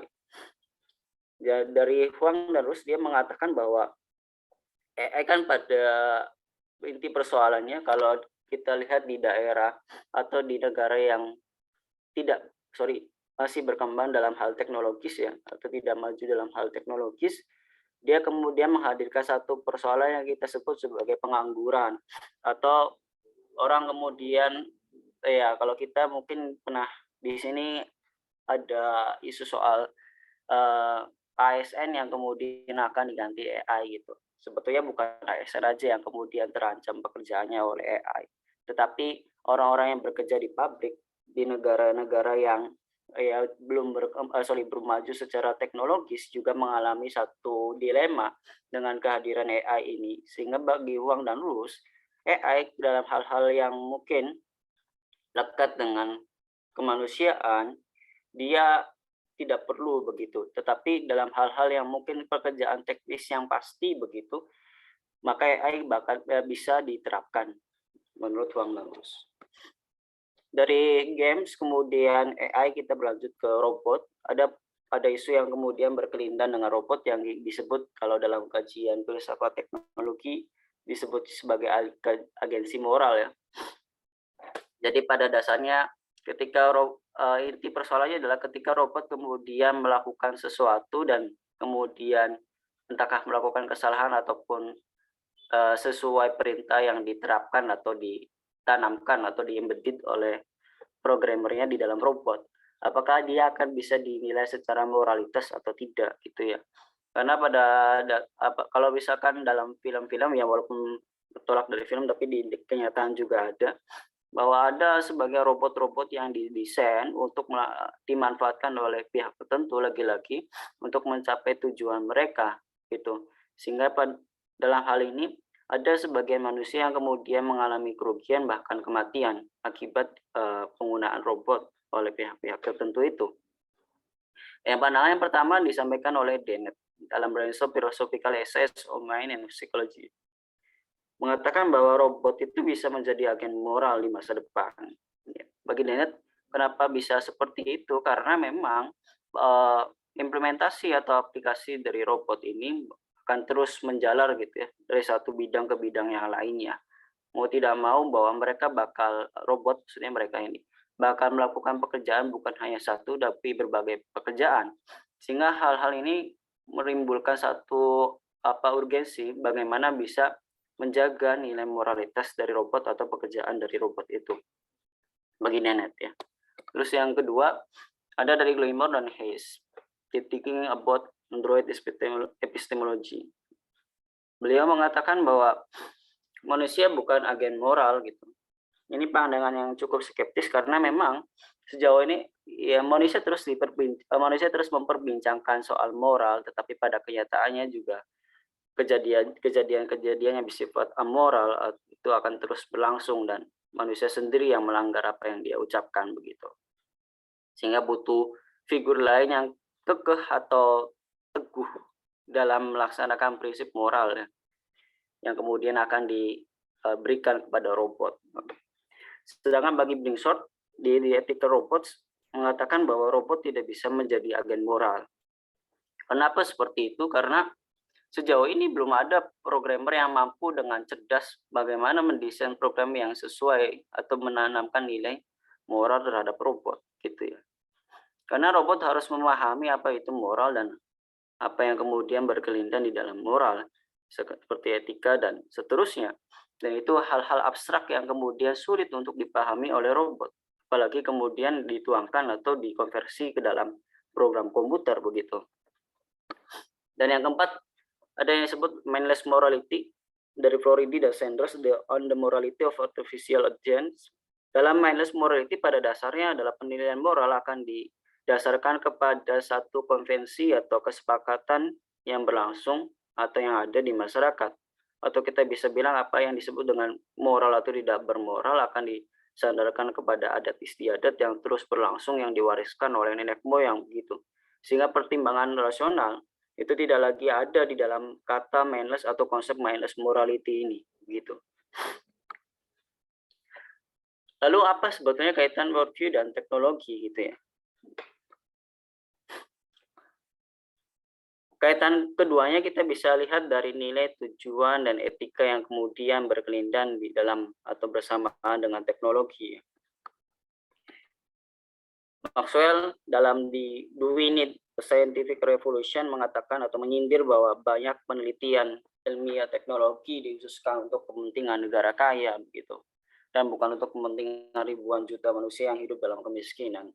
Tentu ya, kita kalau melihat grafik bagaimana negara-negara miskin itu berada atau berlangsung begitu, bahwa kehadiran teknologi ya pada dasarnya akan kembali kepada produsennya, itu negara-negara barat atau Eropa, Amerika begitu. Keuntungan-keuntungan yang dilakukan kemudian balik ke sana, dan apa yang mereka dapatkan kemudian tidak misalkan dihibahkan ataupun diberikan kepada mayoritas negara miskin yang entah di wilayah Eropa atau di Amerika Selatan begitu.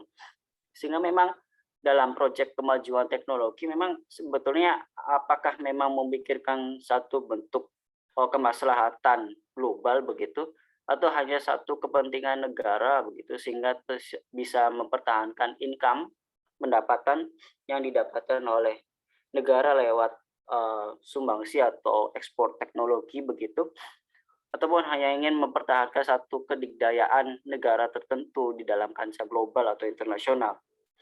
Ya.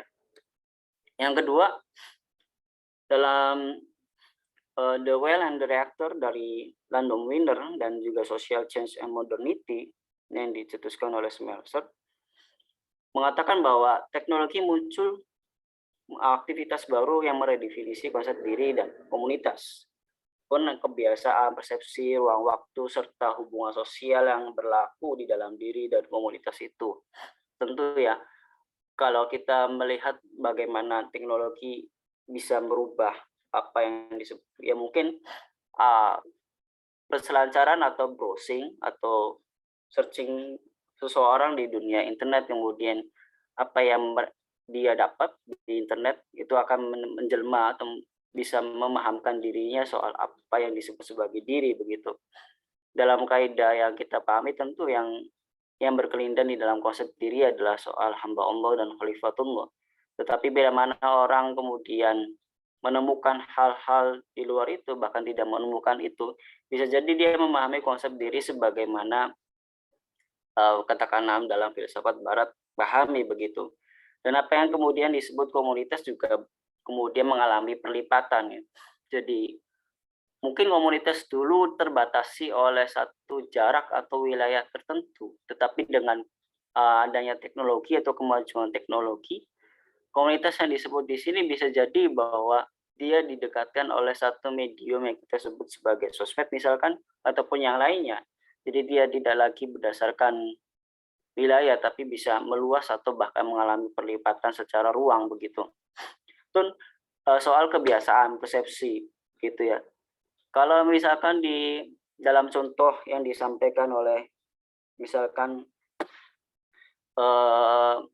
Heidegger dan juga Ide begitu ya dalam kasus agrikultur, kebiasaan dan persepsi yang kemudian petani dulu dan petani sekarang juga mengalami pergeseran gitu ya dalam memandang alam atau dalam mengolah tanah yang digunakan untuk produk ataupun pekerjaan ataupun kegiatan pertanian. Orang dulu memakai katakanlah hewan atau cangkul dengan kebiasaan yang tentu akan berbeda dengan orang yang menggunakan sudah traktor ataupun mesin yang lebih canggih atau perkembangan dari traktor itu begitu ya. Dari segi waktu berubah dan itu kemudian lama-kelamaan menggeser persepsi gitu ya. Dalam contoh misalkan di suku Baduy Banten gitu ya. Mereka kan tidak menggunakan semacam peralatan modern dalam pengolahan tanah ya. Mereka masih tradisional. Dalam satu wawancara tertentu yang dilakukan oleh Watchdog kalau tidak salah atau media yang lain saya lupa mengatakan bahwa alam itu juga ya sama seperti kita, mereka punya waktu istirahat begitu ya dalam setiap pengolahan gitu. Dan masyarakat Baduy itu merasa tidak terburu-buru dalam produksi sesuatu gitu atau memproduksi hasil pertanian. Mereka hanya membatasi 2 kali panen misalkan dalam 1 tahun begitu. Tetapi walaupun dengan hasil yang 2 kali panen, itu bisa mencukupi satu kebutuhan suku atau wilayah tertentu begitu.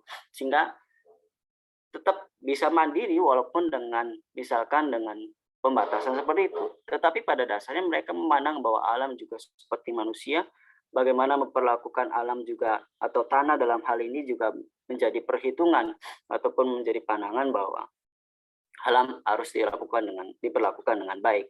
Berbeda kalau misalkan sudah mengalami yang namanya industrialisasi, maka target kuantitas produk pertanian akan menjadi satu sasaran utama dan lama-kelamaan bagaimana orang memandang orang memandang tanah atau alam juga mengalami pergeseran sehingga mungkin hanya akan memandang alam sebagai satu entitas yang hanya diperlakukan sebagai elemen yang akan dimanfaatkan oleh manusia gitu. Jadi alam ada hanya untuk dimanfaatkan oleh manusia. Setelah itu ya tidak ada begitu. Nah, hal-hal ini tentu berlangsung atau bergeser dengan perkembangan dan kemajuan teknologi yang pada awal kita singgung bahwa teknologi adalah salah satu struktur inti di dalam kebudayaan yang kita sebut sebagai artefak yang erat kaitannya dengan sains alam gitu. Kemudian terkait ruang dan waktu tentu ya, serta hubungan sosial dalam ranah sosmed kita bisa pahami bagaimana dia mengalami perubahan atau pergeseran restrukturalisasi gitu ya. Kemudian yang disampaikan oleh Thiel di Postmodernity and the Routinization of Novelty bahwa satu kata yang kemudian sangat erat dengan kemajuan teknologi kan apa yang kita sebut sebagai inovasi begitu ya. Tetapi oleh Thiel ini disinggung atau disindir begitu. Bahwa justru karena satu kata itu inovasi, dia kemudian membingkai apa yang disebut sebagai kemajuan teknologi. Inovasi kan kemudian diartikan sebagai satu bentuk pembaruan atau kemajuan dari produk teknologi sebelumnya begitu. Mereka nanti bakal menambah sisi ekonomis dari produk teknologi tertentu bersamaan dengan sisi fiturnya. Misalkan dalam HP, misalkan dulu HP misalkan hanya fiturnya demikian, kemudian dia mengalami suatu rilis baru begitu, yang dia menambah minat ataupun ketertarikan para pengguna supaya membeli lagi, dan seterusnya. Tetapi dengan kata inovasi itu juga lama-kelamaan orang kemudian tidak mempertimbangkan tujuan utama hidup mereka ataupun kondisi lingkungan begitu. Jadi misalkan dalam kasus misalkan agrikultur tadi gitu ya. Jadi pertimbangan lingkungan kemudian tidak lagi menjadi pertimbangan. Pun misalkan dalam industri, misalkan dalam industri minum gitu ya, minum air gitu. Jadi ada kasus bahwa sebetulnya mereka juga tidak rapih juga dalam membuang satu ya bisa dibilang keluaran yang tidak baik begitu sehingga kemudian mencemari lingkungan. Kemudian oleh Dreus dan Spinoza di dalam Hegel Bridge and Peace mengatakan bahwa dalam mengevaluasi persoalan manusia dan teknologi ada beberapa konsep yang kemudian harus ditilik gitu ya, ditilik ulang. apa yang kemudian disebut efisiensi, kemudahan, kebebasan, kesenangan, dan lain sebagainya, itu kudu ditilik ulang. Karena dalam amatan Dreves dan Spinoza melihat bahwa konsep ini kemudian hanya disandarkan kepada manusia begitu. Dan manusianya juga manusia tidak secara utuh begitu, tetapi hanya manusia tertentu. Sehingga apa yang kemudian siapa yang mengalami efisiensi, kemudahan, kebebasan, kesenangan, itu kan kemudian tidak dialami oleh khalayak umum, tetapi oleh mereka yang memang punya kapasitas atau modal yang kemudian memungkinkan mereka memiliki teknologi dan memanfaatkan teknologi untuk tujuan mereka tertentu. Nah, ini yang kemudian bagi Dreves dan Spinoza yang perlu dilihat ulang bahwa apa yang disebut sebagai efisiensi, kemudian kebebasan dan kesenangan harusnya mencakup elemen-elemen total dalam kehidupan manusia. Salah satunya juga yang kita sebut sebagai lingkungan, gitu. Oleh Nasr dalam wawancaranya dengan Iqbal gitu ya. Jadi Iqbal yang mewawancarai Nasr kemudian dibukukan dalam buku Islam Science, Muslim and Technology, mengatakan bahwa sebagian teknologi itu kemudian membawa budaya tertentu yang bertentangan dengan jiwa manusia begitu. Juga bertentangan dengan tatanan masyarakat yang didasarkan pada hubungan spiritual. Ya kalau kita perhatikan misalkan dalam narasi metaverse gitu kan, dia menawarkan satu bentuk dunia di mana orang kemudian bisa mewujudkan hal-hal yang tidak bisa diwujudkannya di dunia nyata begitu. Tapi persoalannya juga sebetulnya dia kemudian menghilangkan esensi dari atau konsep jiwa manusia itu seperti apa gitu. Karena yang ditujukan bagaimana dia punya hasrat, keinginan yang nggak bisa diwujudkan di dunia nyata dan kudu atau pengen diwujudkan di dunia virtual begitu. Dan hubungan spiritual kan di dalam narasi metaverse kan kemudian tidak ditilik gitu ya, kecuali yang kita kalau pahami atau persimak narasi-narasi soal bisnis dan ekonomi yang kuat di dalam wacana metaverse itu ya. Jadi tidak lagi soal bagaimana orang bisa kuat spiritualnya lewat perantara teknologi begitu. Sehingga dari itu dalam ya kajian yang kami lakukan, kita perlu mengadakan rekonseptualisasi. Rekonseptualisasi di sini tidak diartikan sebagai satu pembongkaran total, tidak, tetapi hanya bentuk usaha untuk mempertegas layar dasar atau fondasi yang kemudian harus menjadi landasan bagi kemajuan teknologi gitu ya. Ada 4 poin yang kemudian disampaikan kalau kita rangkum di dalam beberapa referensi yang ada di bawah. Yang pertama adalah pertimbangan maqasid al-syariah. Ada 5 hal yang kemudian ditambah dengan hifzul bi'ah atau soal menjaga lingkungan begitu. Kemudian ada pertimbangan maslahah daruriyah, hajiyat, dan tahsiniyat. Ada ilm an-nafi, bermanfaatan, hayat dan thayyibah, itu hidup yang thayyib begitu. Dan ada aspek hali, amali, dan ilmi. Ini kita akan bahas atau bincangkan di slide yang berikutnya. Ibnu Ansur ini terjemahannya.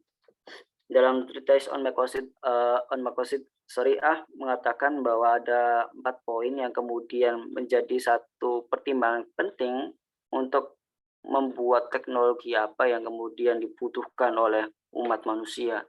Yang pertama bahwa teknologi digunakan untuk pembangunan manusia yang utuh begitu. Jadi dia tidak lagi soal aspek instan atau mempermudah pekerjaan manusia, tidak, tapi juga meliputi apa yang kemudian ya jiwa dan fisik yang kemudian dibutuhkan oleh manusia begitu. Karena pada saat ini yang kita sebut sebagai kemajuan teknologi kan dia erat kaitannya dengan bagaimana bisa mempercepat laju kegiatan secara fisikly bagi manusia begitu ya.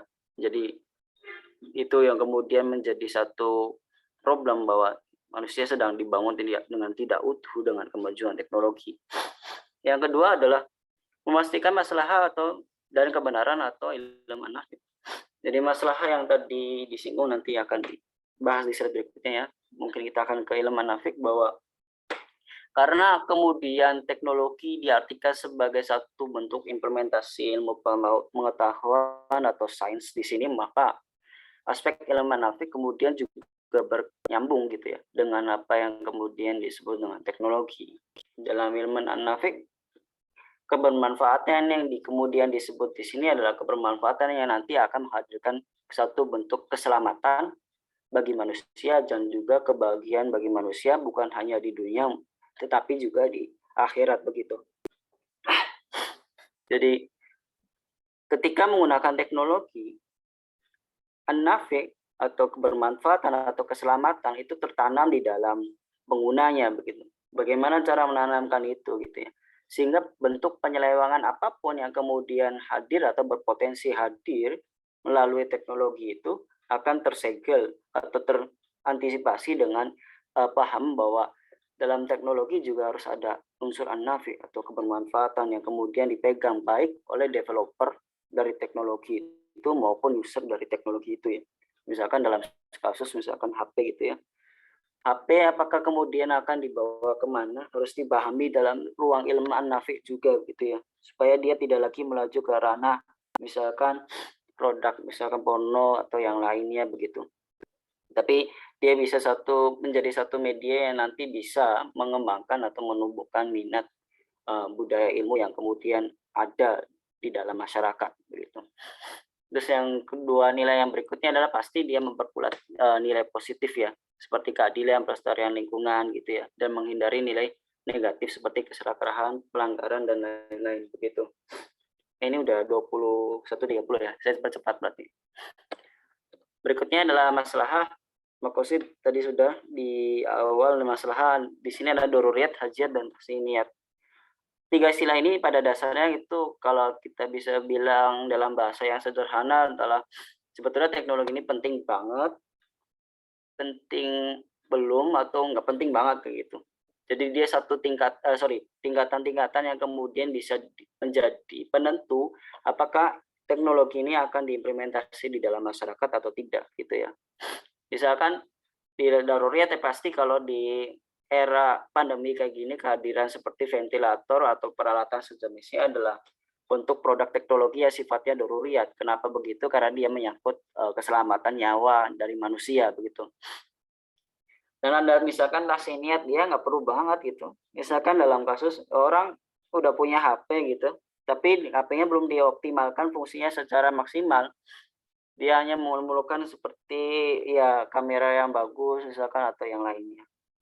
Nah, dalam keperluan dia beli HP yang baru, model baru, entahkah model iPhone apa gitu untuk keperluan misalkan menaikkan status sosial kayak atau kebutuhan tadi yang sebetulnya tidak urgent sekali gitu. Itu ya levelnya tahsiniyat.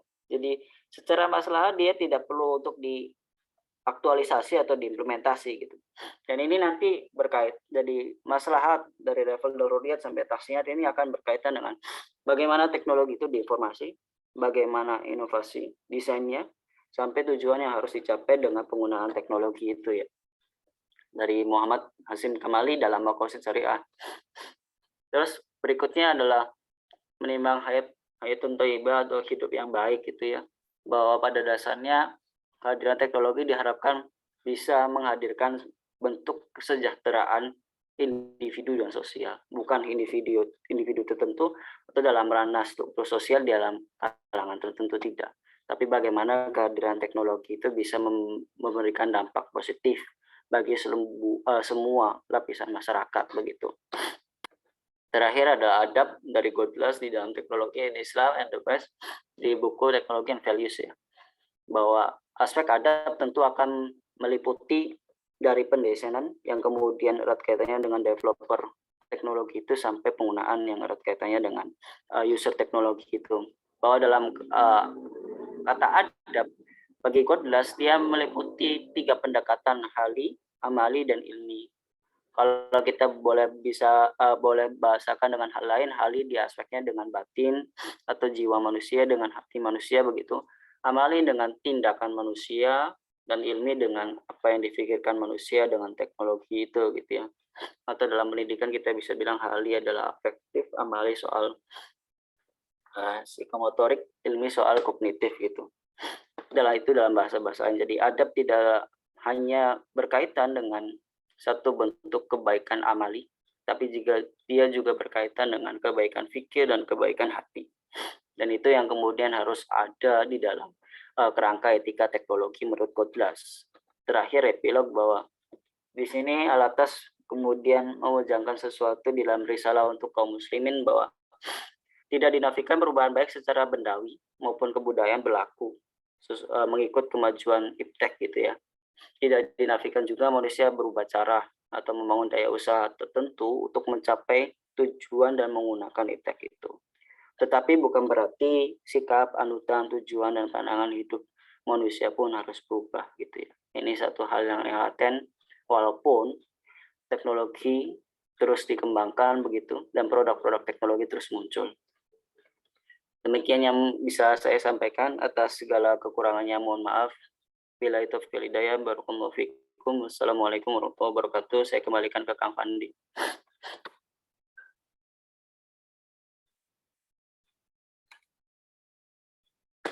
Kang Fandi.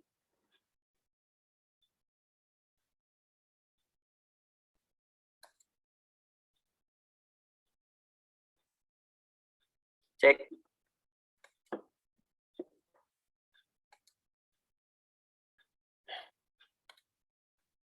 Cek, apa ada Kang Fandi?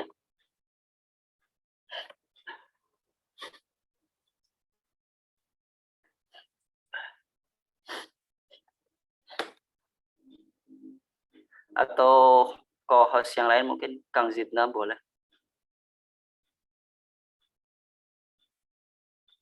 Sudah saya selesai presentasinya. Berlanjut ke sesi tanya jawab.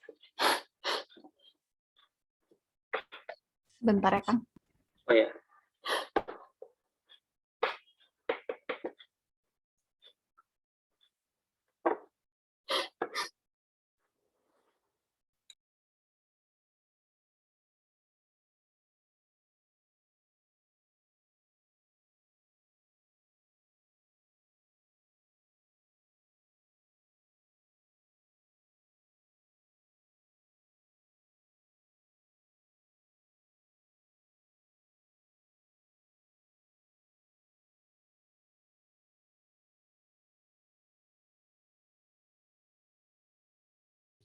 Baik, Kang. Mungkin Kang Fani lagi ini ya. Boleh mungkin mangga dari teman-teman kalau ada yang ingin bertanya.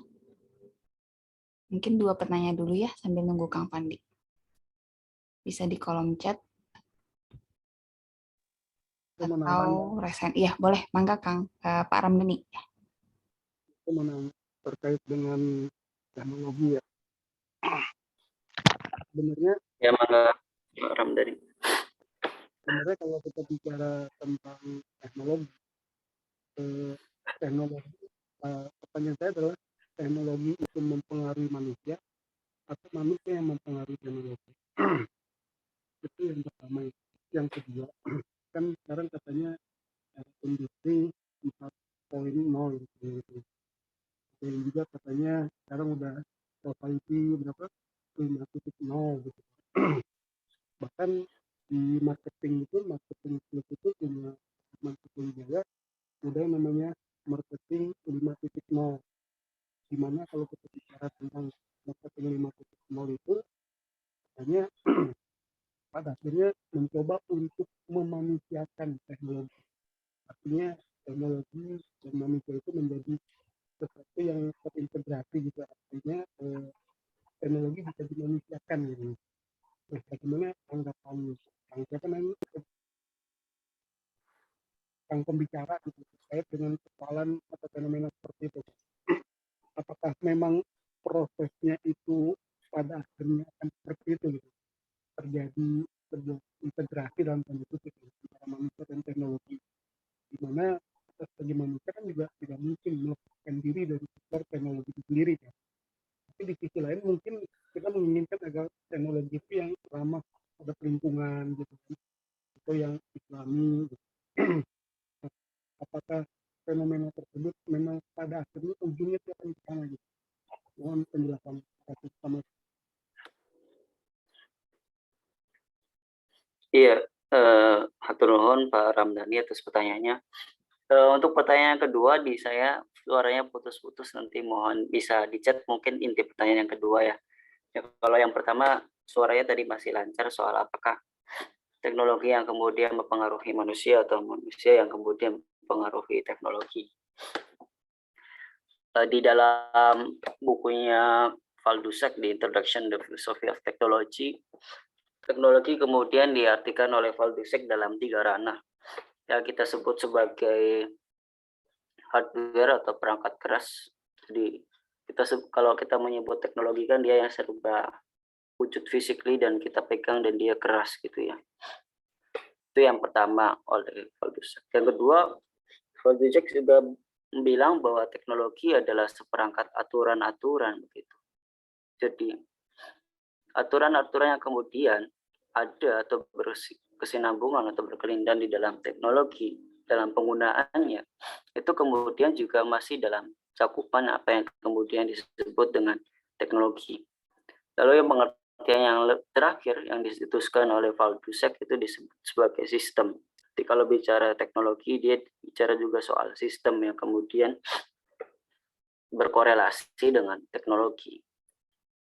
Dari ketiga hal ini sebetulnya, apakah yang kemudian mempengaruhi manusia terhadap teknologi atau teknologi yang mempengaruhi manusia adalah jawabannya tentu dua-duanya begitu ya. Di ranah developer, walaupun kita lihat bahwa teknologi kemudian dipengaruhi bentuk mutakhirnya atau bentuk pembaruannya atau bentuk up to date-nya itu oleh developer, tetapi developer juga sebetulnya kalau mereka sadar gitu ya, mereka juga membawa satu konsep-konsep tertentu yang mereka pahami yang kemudian diterapkan di dalam desain teknologi gitu ya. Jadi kenapa kemudian misalkan dalam hal penambangan alat-alat berat di desain seperti itu, dia berkaitan dengan apa yang kemudian kreator dari teknologi alat berat itu pahami tentang alam gitu ya. Kemudian apa yang kemudian juga bagaimana dia juga memandang kedudukan alam di dalam aktivitas manusia. Tuh. Atau dalam misalkan contoh yang lain, misalkan dalam bentuk hal-hal yang lain atau inovasi teknologi yang lain. Itu pasti berkaitan dengan pandangan yang dianuti oleh developer dari teknologi itu atau kreator dari teknologi itu. Kalau di dalam ranah user tentu yang di sini yang paling mencolok adalah bagaimana kemudian manusia dipengaruhi oleh teknologi begitu. Jadi keinginan-keinginan manusia yang kemudian dipenuhi atau kemudian dimanipulasi supaya keinginan itu tetap bertahan oleh kehadiran teknologi, itu kan pada dasarnya berarti manusia kemudian lambat laun bisa dibilang ketergantungannya. Ada satu istilah yang kemudian disebut kalau tidak salah ada kecenderungan kecanduan HP begitu, sehingga manusia kemudian ketika tidak mau menggenggam HP, dia merasa hidupnya kurang begitu. Itu kan satu bentuk keterpengaruhan juga ya, di mana dulu mungkin manusia ya biasa-biasa aja tanpa dia megang HP gitu ya. Tetapi dengan adanya sikon yang sekarang, ya mereka nggak bisa lepas tuh dengan HP karena kemudian kegiatan-kegiatan mereka juga beralih menggunakan fungsi yang kemudian tersedia di dalam HP. Ya artinya dengan hal-hal ini kita bisa bilang bahwa baik antara manusia dan juga teknologi itu sebetulnya saling berpengaruh gitu ya, kedua-duanya. Jadi tidak bisa dipisah. Mereka saling kemudian terpengaruh dan saling berdampak begitu. Itu yang pertama, Pak Ramdhani. Untuk pertanyaannya kedua, apa sudah dicatkan atau boleh diulang pada inti pertanyaannya? Soalnya di saya suaranya terputus-putus. Ya, yang kedua itu kan kalau saya mengambil kesimpulan ya dari yang akan dijelaskan itu ya, menurut saya gitu ya, itu merupakan sebuah proses aja gitu. Jadi proses kita pada tahapan misalnya kalau kita bicara tentang teknologi ada proses pertama, kedua, ketiga sampai ujungnya gitu ya. Nah, ketika akan menceritakan seperti itu, maksud saya itu adalah merupakan bagian dari proses itu satu, kedua, ketiga. yang pada ujungnya yang terkait dengan pertanyaan kedua saya kan sekarang kita udah masuk era ke zaman apa namanya industri 4.0 gitu kan. Bahkan ada yang bilang katanya di Jepang itu sekarang udah society 5.0 gitu kan.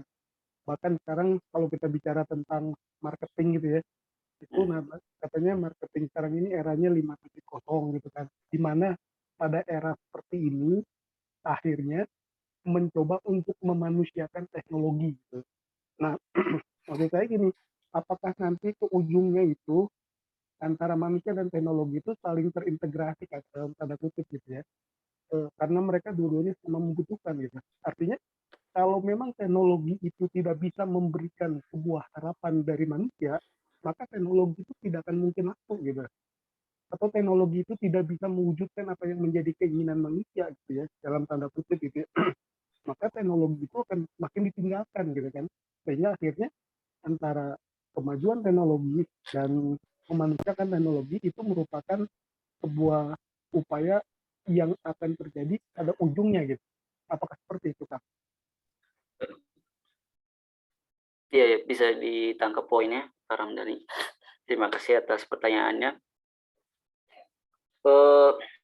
Kalau kita balik atau flashback ke era abad pertengahan di dunia atau peradaban Islam, bahwa ketika peradaban yang lain belum maju secara teknologis, peradaban Islam sudah maju secara teknologis ya. Ini kita bisa lihat dalam misalkan dalam pertanian juga ada misalkan soal well kincir air itu ya, yang di negara lain belum ada tapi di Andalus sudah ada, dan dia kemudian juga ada di Baghdad dan lain-lainnya untuk digunakan ya pasti untuk mengairi tanaman yang ada gitu ya. Dan dalam catatan tidak terhitung tidak ada catatan soal kerusakan lingkungan yang hadir dari penggunaan kincir air. Ya karena pada dasarnya semua yang digunakan adalah perangkat-perangkat yang ya memang kita bisa bilang biotik ya, kayu, kemudian yang besi sedikit gitu, dan yang lainnya yang kemudian jalur perairannya juga diatur betul supaya air itu memang terus mengalir kepada tanaman-tanaman yang membutuhkan. Hal lain misalkan dalam teknologi arsitektur begitu ya, di mana desain yang kemudian diterapkan di dalam bangunan-bangunan, salah satunya masjid, kemudian sangat mempertimbangkan bagaimana siklon iklim yang ada saat itu gitu ya. Hal ini juga diterapkan dalam masjid-masjid di beberapa negara saat ini sih, di negara muslim kayak Turki gitu ya.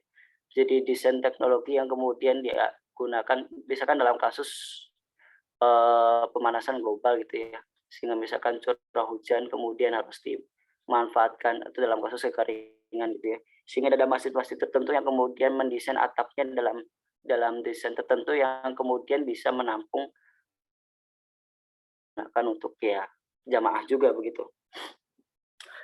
Artinya dalam hal ini sebetulnya kalau kita flashback ke peradaban Islam zaman dulu pun beberapa negara yang kemudian bisa mengimplementasikan lebih lanjut terhadap satu bentuk pemanfaatan teknologi yang tepat, bahwa pasti antara teknologi dan manusia akan timbul keselarasan yang akan mendukung peradaban gitu ya.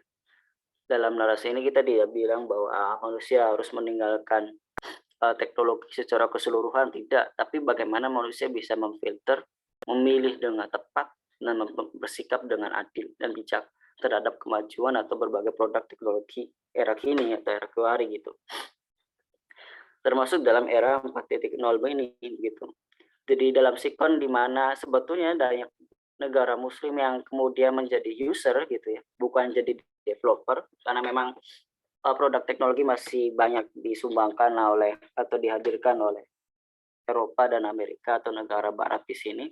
Maka dalam ranah-ranah yang kemudian erat dengan pendesainan teknologi dengan melibatkan aspek-aspek yang tadi kita sudah pelajari bersama dari makosid sampai dengan adab begitu, maka yang paling realistis dan memungkinkan adalah bagaimana kita sebagai muslim yang memang notabene-nya mayoritas sebagai user teknologi bisa mengimplementasikan itu dalam berbagai produk teknologi yang kita gunakan gitu, entah itu HP, laptop dan seterusnya, sampai mungkin di ranah yang lebih besar adalah industri begitu. Jadi yang paling memungkinkan bahwa pengimplementasian dari aspek makosid dan sampai dengan adab itu adalah ditekankan kepada kita yang sebagai user ya. Tapi bukan berarti ini juga dilepaskan dari mungkin sebagian kalangan muslim yang dia terlibat dalam pendesainan teknologi tertentu kayak misalkan ventilator begitu ya ataupun yang lainnya. Itu mungkin sekilas atau singkat jawaban saya Pak Ramdhani. Terima kasih. Mungkin pertanyaan berikutnya. Baik, mohon maaf sebelumnya tadi ada sedikit gangguan. Terima kasih kepada saudari Nilam sudah menggantikan saya walau sebentar. Maka dari teman-teman barangkali ada yang ingin bertanya, maka bisa acungkan tangannya atau bisa melalui kolom chat, maka dipersilakan.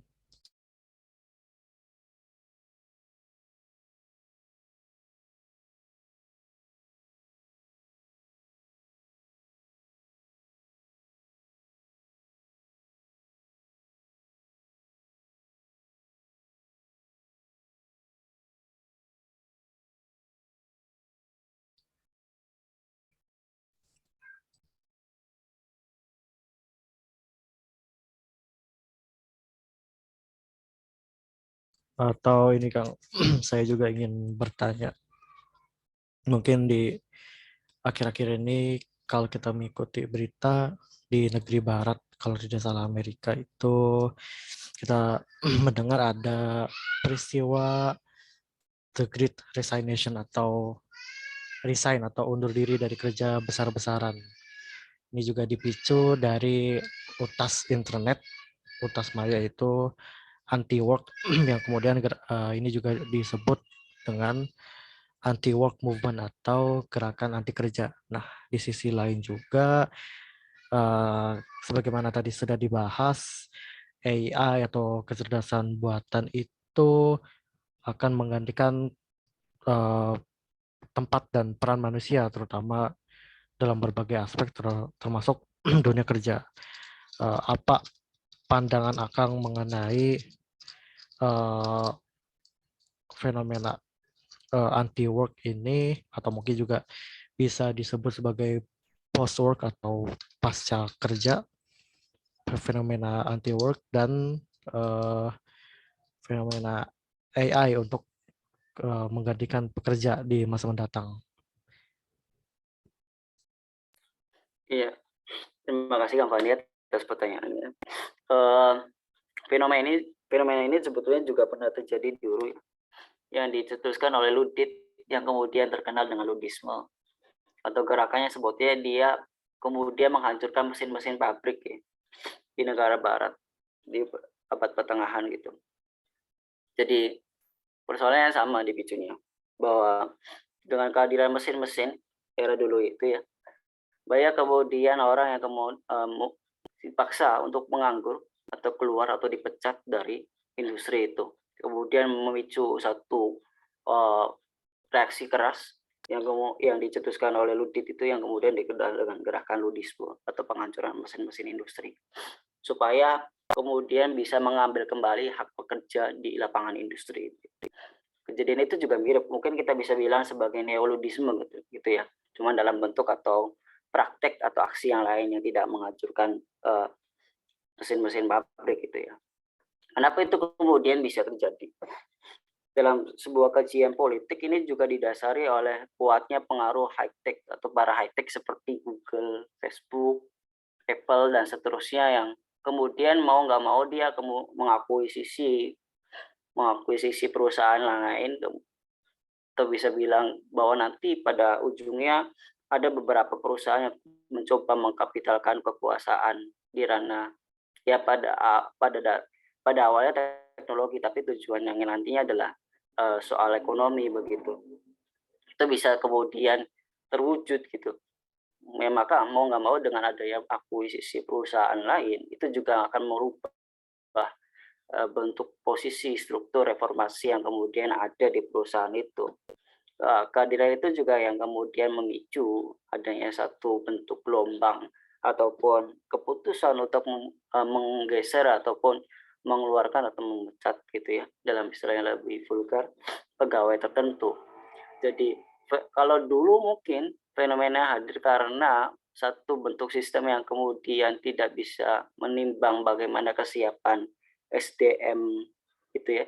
SDM kemudian SDM dalam hal ini dalam kasus yang sebelumnya abad sebelumnya itu untuk bisa mengimbangi kemampuan SDM dengan jumlah keberadaan dari mesin sehingga tetap kemampuan produksi itu tetap berjalan, itu mengalami ketidakseimbangan. Pada kasus yang ini adalah soal bagaimana kecenderungan para high tech atau perusahaan high teknologi yang mungkin kita bisa bilang dia perusahaan-perusahaan besar untuk bisa menahan satu bentuk keinginan di mana dia harus terus melahap gitu ya berbagai hal sehingga pada ujungnya dia menjadi perusahaan yang akan bertahan hingga akhir atau mungkin kita bisa bilang perusahaan yang akan paling menguasai di ranah ini sehingga muncul ketergantungan di ranah itu begitu. Mungkin komentar saya itu, Kang Pandi. Ya baik Kang, terima kasih atas tanggapannya.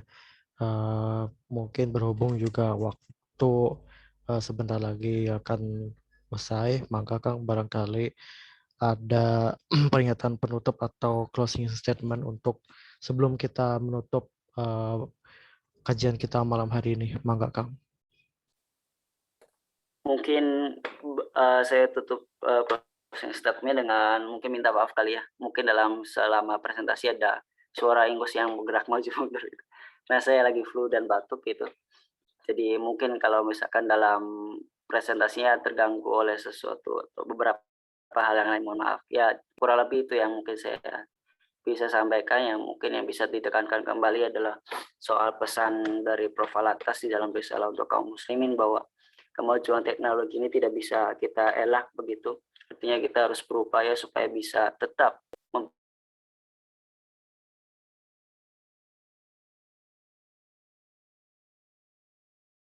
dan yang lainnya yang memang kemudian sudah diatur di dalam Islam, itu yang kalau kita misalkan konsepkan lebih lanjut dari makosis sampai adab tadi tetap kita bisa pegang begitu walaupun berbagai bentuk teknologi kemudian hadir gitu.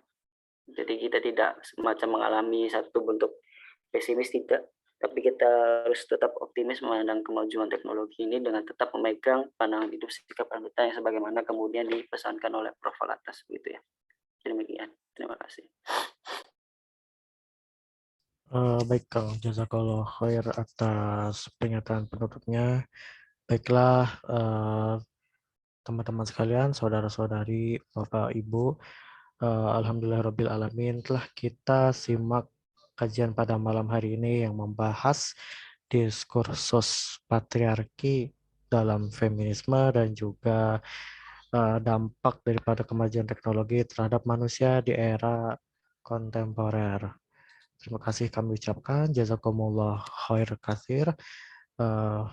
Sekian acara kajian pada malam hari ini. Mari kita tutup dengan bacaan hamdalah dan doa kafaratul majlis. Alhamdulillahirabbil alamin.